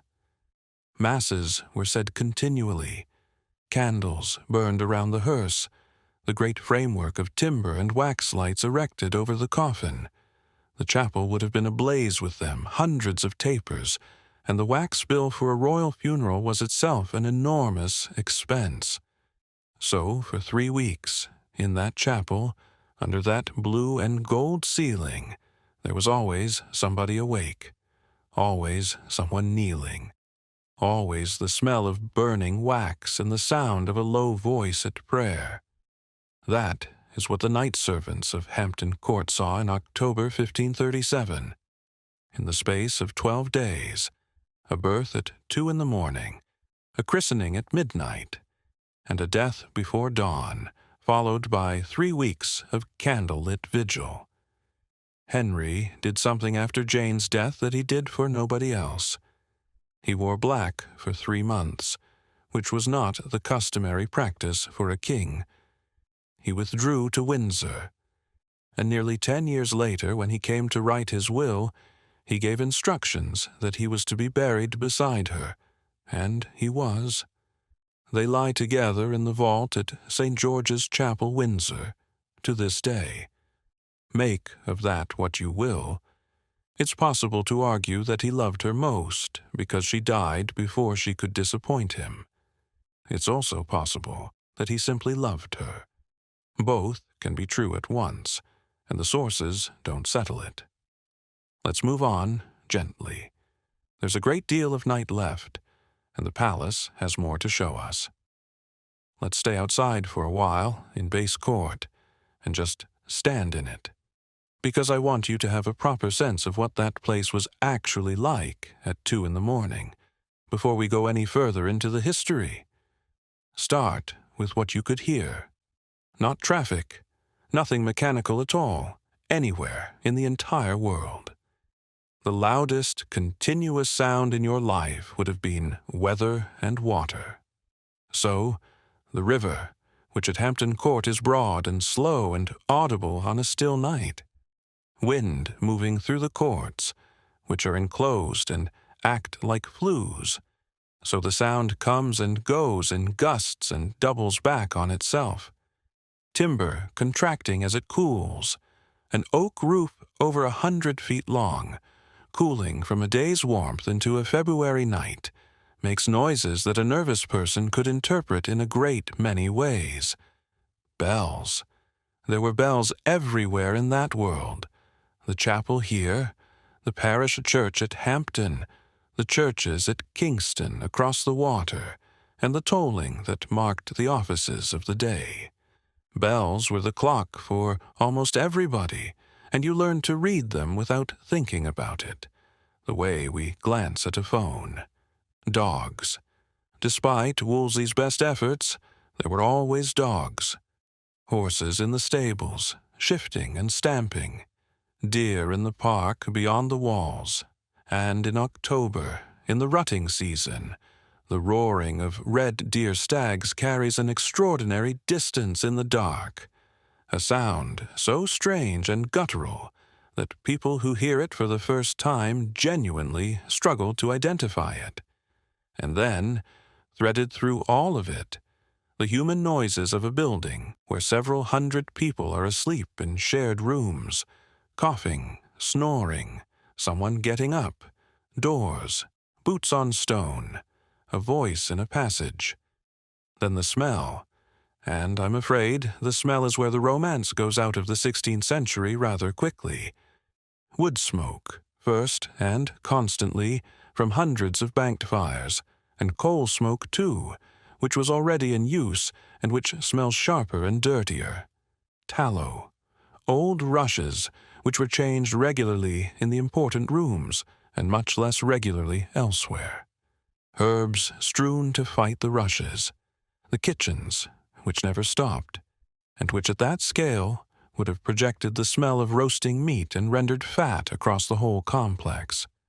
The stables, the drains, wet wool, and, underneath everything, unwashed people in unwashed clothes, in an age when a laundered shirt was the standard of cleanliness. and a bath was an occasional event. Now, the light.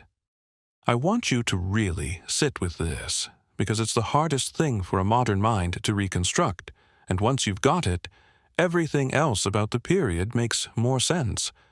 Away from the flames, it was properly dark. Not dim, dark. The kind of dark where you cannot see your own hand, where you navigate by memory and by touch, counting doorways. On a clear night with a moon, the courts would have been beautifully, silverly lit. And moonlight was a genuine factor in planning. People arranged journeys around the phases of the moon, which is another reason there's a moon dial on that clock. On a cloudy night with no moon, you did not go outside without a lantern, unless you had a very good reason. And the lantern itself is worth a thought. Glass was expensive, so many lanterns used thin scraped horn instead, translucent, amber, softening the light into a small, warm glow that showed you a few feet of ground and nothing else. That's the actual visual experience of moving through Hampton Court at night. A little pool of shifting yellow light, walls appearing and vanishing at the edge of it, and everything beyond it simply gone, which means the palace at night was not one building.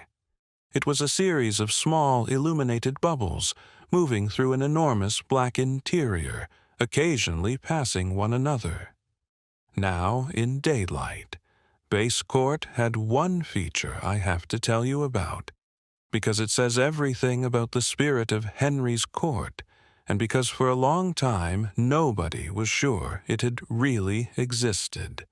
There was a wine fountain, an actual fountain, in the courtyard that ran with wine on days of celebration, a great gilded structure with basins from which anyone in the court could help themselves.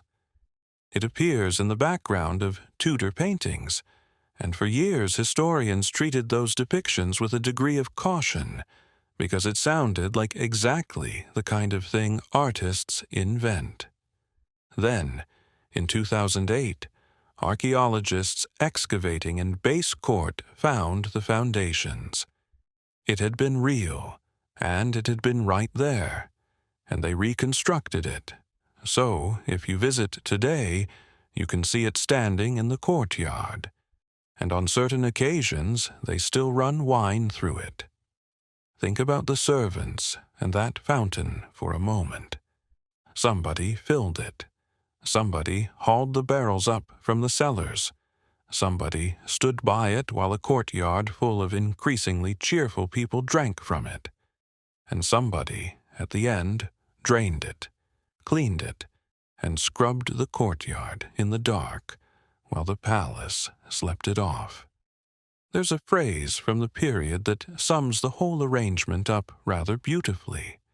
To be fed at court, to have your allowance of food and drink and fuel and light, was to have bouge of court, from the French bouche, the mouth. Your bouge of court was your entitlement to be sustained by the king. It was worth real money, it was fought over, and it was written down in the household books beside your name and your rank. That's what all these people were, in the end. Names in a book, each with a defined ration of bread and ale and candle, each with a place to stand and an hour to be awake, and most of those names have gone. We have the offices and the ordinances and the accounts, but the individuals dissolve. There's a groom in that palace who knew exactly how Henry VIII breathed when he was falling asleep, and we do not know what he was called. Let that sit for a second. And then, let's carry on.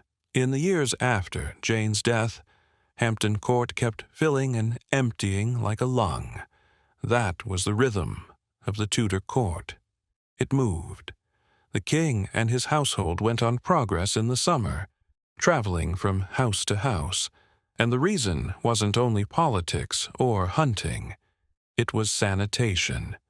A building with 1,000 people in it, becomes uninhabitable after a few months, no matter how good your drains are, and the only remedy available in the 16th century was to leave. So the court would depart, and behind it came the great cleaning, the rushes lifted and burned, the floors scoured, the garderobes emptied, the linen washed, the walls lime-washed, the drains scraped by those boys with their buckets. A skeleton staff, keepers, wardens, gardeners, a handful of officers, held the place through the empty months.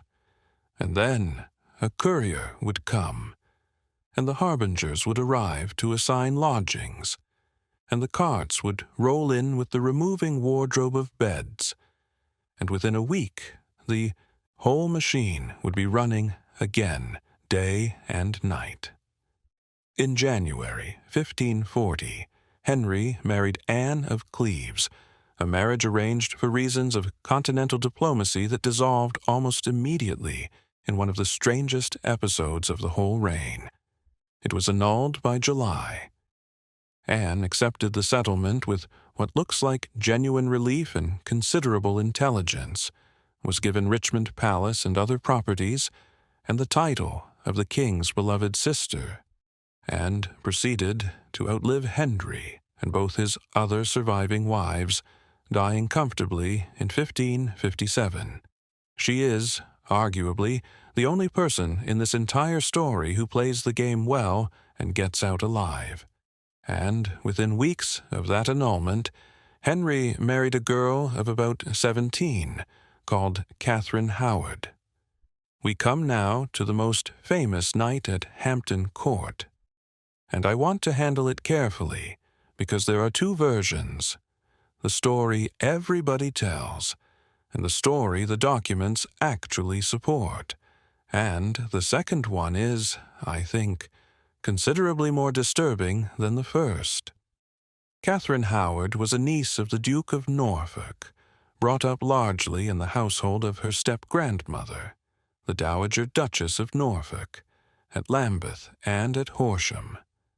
That household was, by all accounts, chaotic. A great many young gentlewomen sleeping in a communal dormitory with very little supervision. In that setting, as a girl in her early teens, Catherine had experiences with two men, her music teacher, Henry Mannix, and later a young gentleman of the household called Francis Derham, with whom she seems to have had a relationship serious enough that they may have exchanged some form of promise, which in the law of the time could have constituted a binding pre-contract of marriage, none of which was known to Henry when he married her in the summer of 1540. He was 49, in constant pain, enormously heavy, and by every account besotted. He called her his rose without a thorn. In the summer of 1541, the whole court went north on a great progress, all the way to York, and during that progress, according to the evidence gathered afterwards, Catherine met privately with a gentleman of the king's privy chamber named Thomas Culpeper in the evenings, in various houses along the route, with the meetings arranged by Jane Boleyn, Lady Rochford, the widow of Anne Boleyn's executed brother. What actually happened in those meetings has been argued over for centuries. What is documented is that they happened at night, secretly, in a period when the Queen's every hour was supposed to be accounted for. And there survives a letter in Catherine's hand to Culpeper, a short, awkward, intimate letter, saying that it makes her heart die to hear that he is unwell and that she longs to see him. That letter was found. It was enough on its own. Now, here's the night part. The court returned to Hampton Court in the autumn of 1541. On the 2nd of November, All Souls' Day, Archbishop Cranmer left a letter for the king during the service in the chapel, because he could not bring himself to say the words aloud, laying out the allegations that had reached him about Catherine's past. they had come to him through a man named John Lascelles, whose sister had served in the Duchess's household and had seen everything. Henry's first reaction was disbelief. He ordered the matter investigated privately, expecting it to collapse. It did not collapse. It expanded, and as the interrogators worked, Mannix and Derham gave way, and then the questions turned towards the present and the northern progress, and Culpeper's name came up. On the 7th of November, 1541, Catherine Howard was confined to her rooms at Hampton Court. Her household was dispersed, her jewels were taken, guards were placed on her doors, and this is where the legend begins. The story, as it is told in every guidebook and on every tour, is this: that Catherine broke free from her guards, ran along a gallery towards the Chapel Royal where Henry was hearing Mass, hammered on the door screaming for him to hear her, and was seized and dragged back along the gallery still screaming, while inside the chapel Henry did not turn his head, and that her screams have been heard in that gallery ever since. That's why the corridor beside the chapel at Hampton Court is called the Haunted Gallery, and why it is one of the most visited pieces of allegedly haunted architecture in Britain. It is a magnificent story. Sit with it for a moment, because it does have real power. The closed door, the man on the other side, the refusal to turn around, and there is no contemporary evidence for it whatsoever. The story does not appear in any of the accounts written at the time, not in the ambassador's dispatches, which reported every rumor they could get, not in Cranmer's own account of his dealings with Catherine, not in the state papers. It surfaces in print in the 19th century, in an era with an enormous appetite for exactly this kind of romantic Gothic anecdote about the Tudors, and from there it becomes unstoppable. Historians have also pointed out practical problems with it. The layout of the palace in 1541 was not identical to the layout tourists walk through today, and Cranmer's own account describes finding Catherine in a state of near hysteria in her chamber, which is where the emotional truth of the story probably comes from. So, what did the night servants actually see in November 1541? They saw something quieter and worse. They saw a 17- or 18-year-old girl shut in a set of rooms, with her ladies removed, and guards at the door day after day, while men in another part of the building read out her letters and questioned her friends. Cranmer went to her, and reported afterwards that he found her in such distress that he abandoned the stern approach he had planned, and offered her the king's mercy instead, simply to calm her enough to get anything out of her. He also recorded a fear that she might do herself harm, or lose her reason. They saw her removed from Hampton Court on the 14th of November, taken down the river to Sion, the former abbey at Isleworth, and kept there through the winter in 3 rooms with a handful of attendants. They saw the king leave, because he did leave, quietly, within days, to Oatlands and then to Whitehall. He did not see her again. Culpeper and Derham were executed at Tyburn on the 10th of December, 1541. Parliament passed an Act of Attainder, which had the useful effect of condemning Catherine without the inconvenience of a trial, and included a striking clause making it treasonous for an unchaste woman to marry the king without disclosing her past, which is the sort of law you only write when you are extremely angry. On the 13th of February, 1542, Catherine Howard was beheaded within the Tower, and Jane Boleyn, Lady Rochford, was beheaded immediately after her. there is a well-attested account that Catherine asked for the block to be brought to her room the night before, so that she could practice placing her head on it properly. If it's true, and it is reported early enough to be plausible, it is one of the most affecting details of the entire century. And here is the thing about the haunted gallery that I keep coming back to. The legend is false. But something did happen in those corridors. A young woman was frightened in them and taken out of them, and there were servants standing in the doorways watching it happen who could not have said a word if they'd wanted to. Perhaps that's all a haunting ever really is. A building where something happened that nobody was allowed to talk about at the time. Let that settle for a moment. And now, let's move forward into the last years, when the palace itself begins to change its rhythm, because the king is getting old, and the Knight household is turning, gradually, into something very like a hospital. On the 24th of January, 1536, at Greenwich, Henry had a jousting accident. He went down in full armor with the horse on top of him, and he was, according to the reports that reached the continent, unconscious for around 2 hours. People genuinely thought he was dead. He recovered. But he was 44 years old, and he had already damaged his legs earlier in the 1520s, and from that point onwards his health went in one direction only. What he developed were chronic ulcers on his legs, open, suppurating wounds that would not close. Modern writers have suggested osteomyelitis, a deep infection of the bone, possibly following the injuries.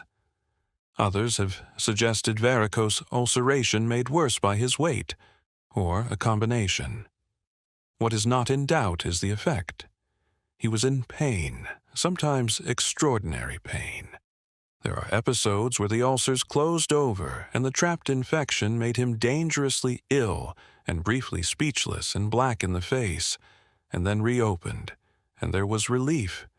His physicians deliberately kept the wounds open and draining, because closing them was worse, and he grew enormous. We can be unusually precise about this, because his armor survives.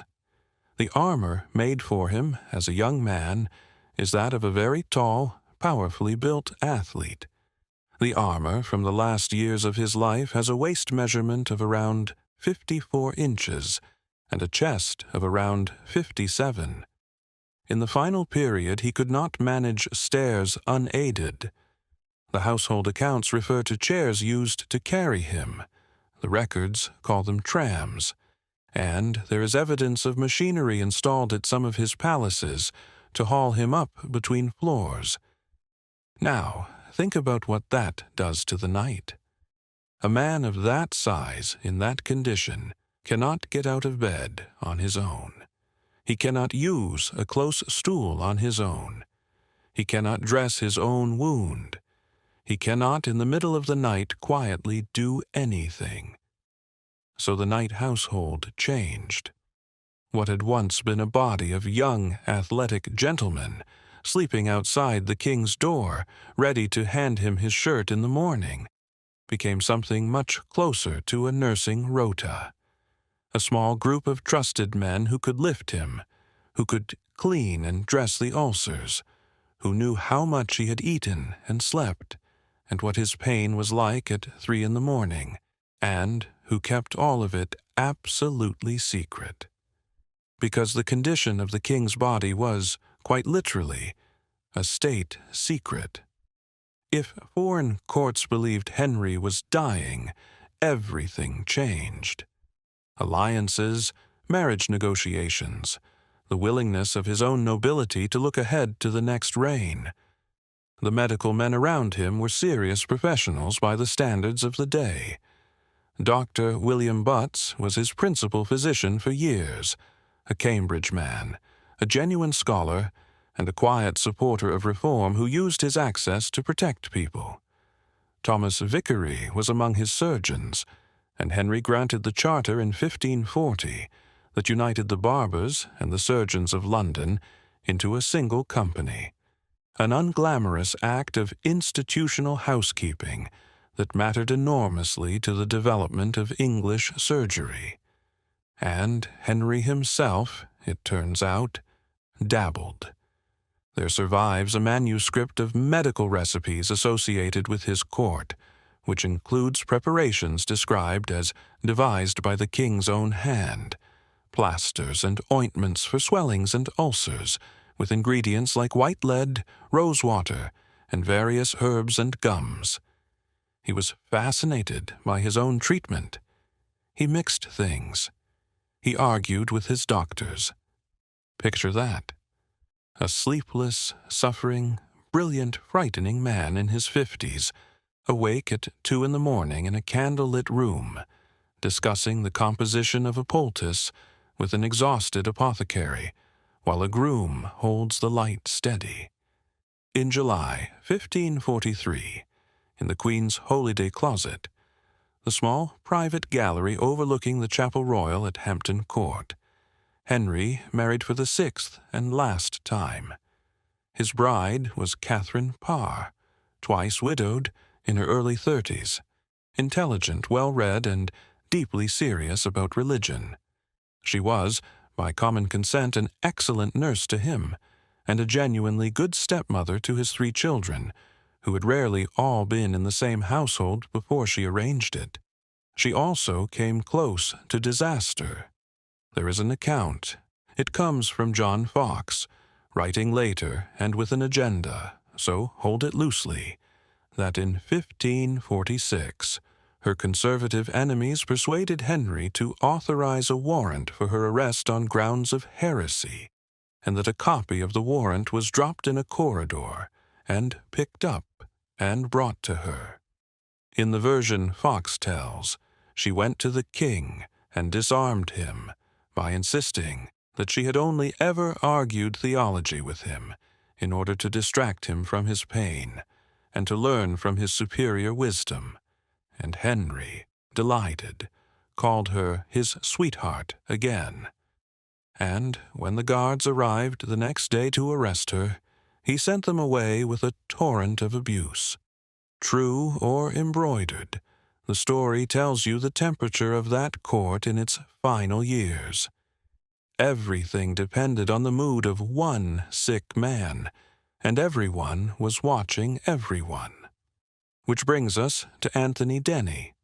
Denny was a Cambridge-educated gentleman, a reformer in religion, and a genuinely able administrator, and through the 1540s he rose to become the chief gentleman of the Privy Chamber, and then, in 1546, the Groom of the Stool, which put him, in the last months of the reign, closer to Henry than anyone else in England. And with that closeness came one of the strangest instruments in Tudor government, the dry stamp. Henry, by the mid-1540s, was finding it difficult and painful to sign documents, and there were a great many documents. So a device was made, a stamp bearing his signature, which was pressed into the paper to leave a blind impression, an indentation with no ink.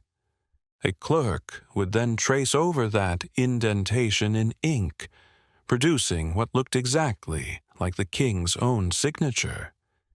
Denny held the stamp, together with John Gates, and a clerk named William Clerk did the tracing. Every use was supposed to be recorded in a schedule, which was itself presented to the king periodically for approval. Sit with that for a second. In the last year of Henry VIII's life, the signature of the King of England, the thing that made law, granted land, ordered arrests, disposed of the monastery's wealth, and ultimately governed the succession, was a piece of metal in the keeping of 2 men in the private apartments. Everything that would follow, the shape of the regency for the boy Edward, the rise of the Seymours, the fate of the Howards, ran through those hands. Henry's last Christmas was spent apart from Catherine Parr. By January 1547, he was at Whitehall, and he was dying, and everybody knew it except, apparently, anyone willing to say so. Because there was a law, the Treason Act, under which it was a capital offense to imagine or foretell the king's death, which created a situation of almost unbearable absurdity. The king was clearly dying. Nobody could tell him. Somebody had to. On the night of the 27th of January, 1547, in the king's bedchamber at Whitehall, Anthony Denny went to the bed and told Henry plainly that in the judgment of the physicians he had very little time left, and that he should prepare himself, review his life, and call on God for mercy. That took extraordinary courage. It also, I think, tells you something about what 15 years of intimate service does to a relationship. Denny had dressed him, cleaned him, carried his most private business, sat up with him through the bad nights. He was the one person who could say it. Henry, by the account that came down, replied that he believed the mercy of Christ was able to pardon all his sins, though they were greater than could be imagined. Denny asked whether he wanted to speak with any learned man. Henry asked for Cranmer, but said he would sleep a little first, and then decide. Cranmer was sent for, from Croydon. He arrived in the small hours. By then, Henry could no longer speak. Cranmer took his hand and asked him to give some sign that he trusted in God. And Henry, by Cranmer's own account, squeezed his hand. He died at about 2 o'clock in the morning on the 28th of January, 1547. And now, the last and strangest of all our knight-servant stories, because his death was concealed. For roughly 3 days, the men in the privy chamber, Denny among them, kept it quiet, while the arrangements for the new reign were secured, and Edward Seymour rode to fetch the 9-year-old King Edward VI. And, in order to conceal it, they kept the household routine running exactly as before. The meals were carried up to the king's chamber in state, with the trumpeters sounding before them, as they had every day for 37 years. The dishes were brought in through the door. The door was closed. There was nobody there. Think about the men carrying those trays. Some of them must have known. Most of them cannot have. Either way, for 3 days, a household went on serving dinner to a dead king in an empty room in the middle of the winter, because that was the routine, and the routine was what held the world together. Hampton Court did not stop when Henry did. That's the thing about a building. It just carries on having nights. Edward VI, the baby, christened by torchlight in that chapel, grew into a serious, clever, rather cold boy, and reigned for 6 years, and died at 15. The woman who had nursed him as an infant, Sybil Penn, stayed on in royal service and lived at Hampton Court, and will come back to her, because she becomes part of the building's folklore in a way she could never have anticipated. His half-sister Mary came to the throne in 1553 and married Philip of Spain in 1554, and they spent part of that summer at Hampton Court. And then, in 1555, the palace saw one of the saddest vigils in its history. Mary, 39 years old and desperate for an heir who would secure the Catholic restoration she had staked everything on, went into confinement at Hampton Court in the spring of that year, convinced she was pregnant. The room was prepared. The cradle was made. Letters announcing the birth were drafted with a blank space for the date, and the household waited. April passed. May passed. There was a false rumor of a birth that set the bells ringing in London. June passed. July passed. There was no child. Whatever the medical explanation, and modern writers have suggested a range of possibilities, from a phantom pregnancy to something considerably more serious. By August, it could no longer be pretended, and the court simply and quietly left Hampton Court, and nobody said anything about it at all. Sit with the servants in that story for a moment.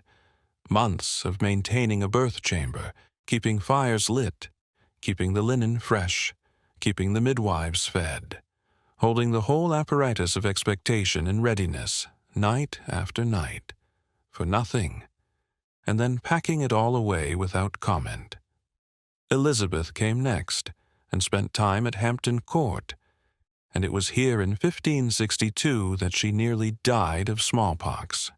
It was here, too, that Sybil Penn, the old nurse, caught the disease while helping to nurse her, and died of it. She was buried at Hampton Church, and 2.5 centuries later, in 1829, that church was rebuilt, and her tomb was disturbed and her remains moved.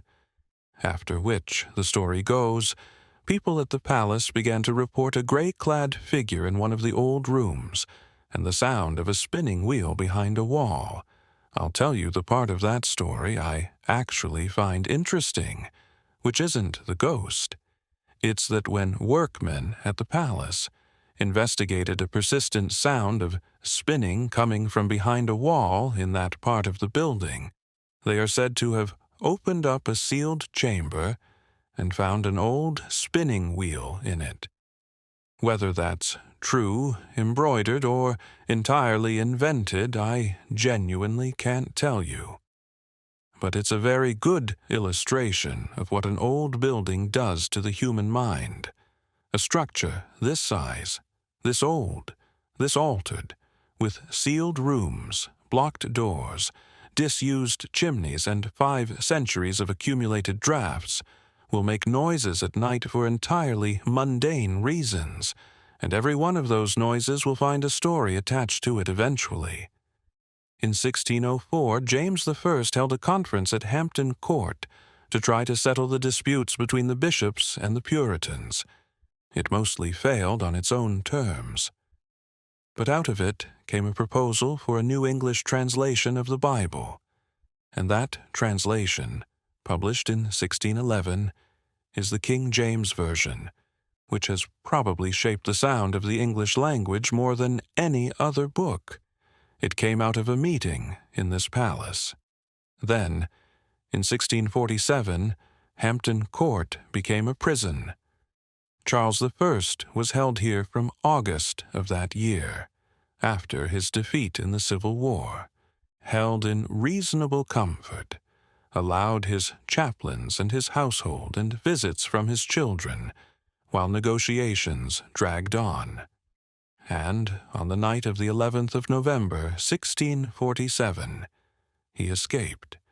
He went into his chamber in the evening, and the men outside waited for him to emerge. And by the time anybody checked, he was long gone, out through the privy lodgings, and away into the dark with a couple of companions and horses waiting. He rode through the night, and eventually reached the Isle of Wight, where he was promptly detained again by the governor, which rather undid the whole exercise. 14 months later, he was executed at Whitehall. Oliver Cromwell then lived at Hampton Court himself, as Lord Protector, which is a wonderfully strange turn. The man who abolished the monarchy governing from Wolsey's palace, using the king's furniture. His favorite daughter, Elizabeth Claypole, died here in 1658, and Cromwell, who was devoted to her, sat with her through her last illness and never recovered from it. He died himself less than a month later. After the Restoration, the palace drifted a bit, until 1689, when William III and Mary II decided the old Tudor building was hopelessly out of date and commissioned Christopher Wren to replace it. And this is why Hampton Court looks the way it does today. Two palaces welded together. Wren demolished Henry's state apartments on the south and east and built the Baroque palace you see from the gardens, all restrained brick and pale stone. And then Mary died of smallpox in 1694, and William lost heart, and the work slowed and was never fully completed in the way it was planned, which is the reason Henry's Great Hall and his kitchens and his gatehouse are still there. They survived by accident because the money and the enthusiasm ran out. Some of the greatest acts of preservation in history are really just projects that were abandoned in time. William himself died in 1702 after his horse stumbled on a molehill while he was riding in the park here, and he broke his collarbone and never recovered, which gave the Jacobites, who loathed him, a toast they enjoyed for decades to the little gentleman in the black velvet waistcoat. George II was the last monarch to hold court here. After his reign, in the 1760s onwards, the palace entered its long, strange third life. It was divided up into grace and favor apartments, granted rent-free by the Crown to widows of officers, retired servants of the state, and various deserving people who needed somewhere to live.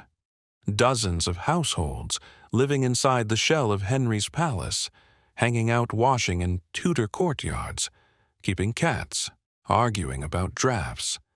And, in 1838, the young Queen Victoria did something rather wonderful. She opened it to the public, free of charge. Working people came out from London by the thousand on the new railway to walk through the staterooms and stare at the paintings and eat their lunch in the gardens. And then, on the 31st of March, 1986, at around 3 in the morning, fire broke out in the south wing. It began in a grace and favor apartment on the upper floor, and the cause, when it was investigated, was a candle.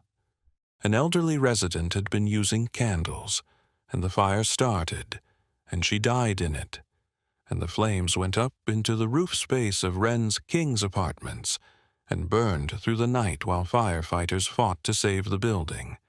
They saved it.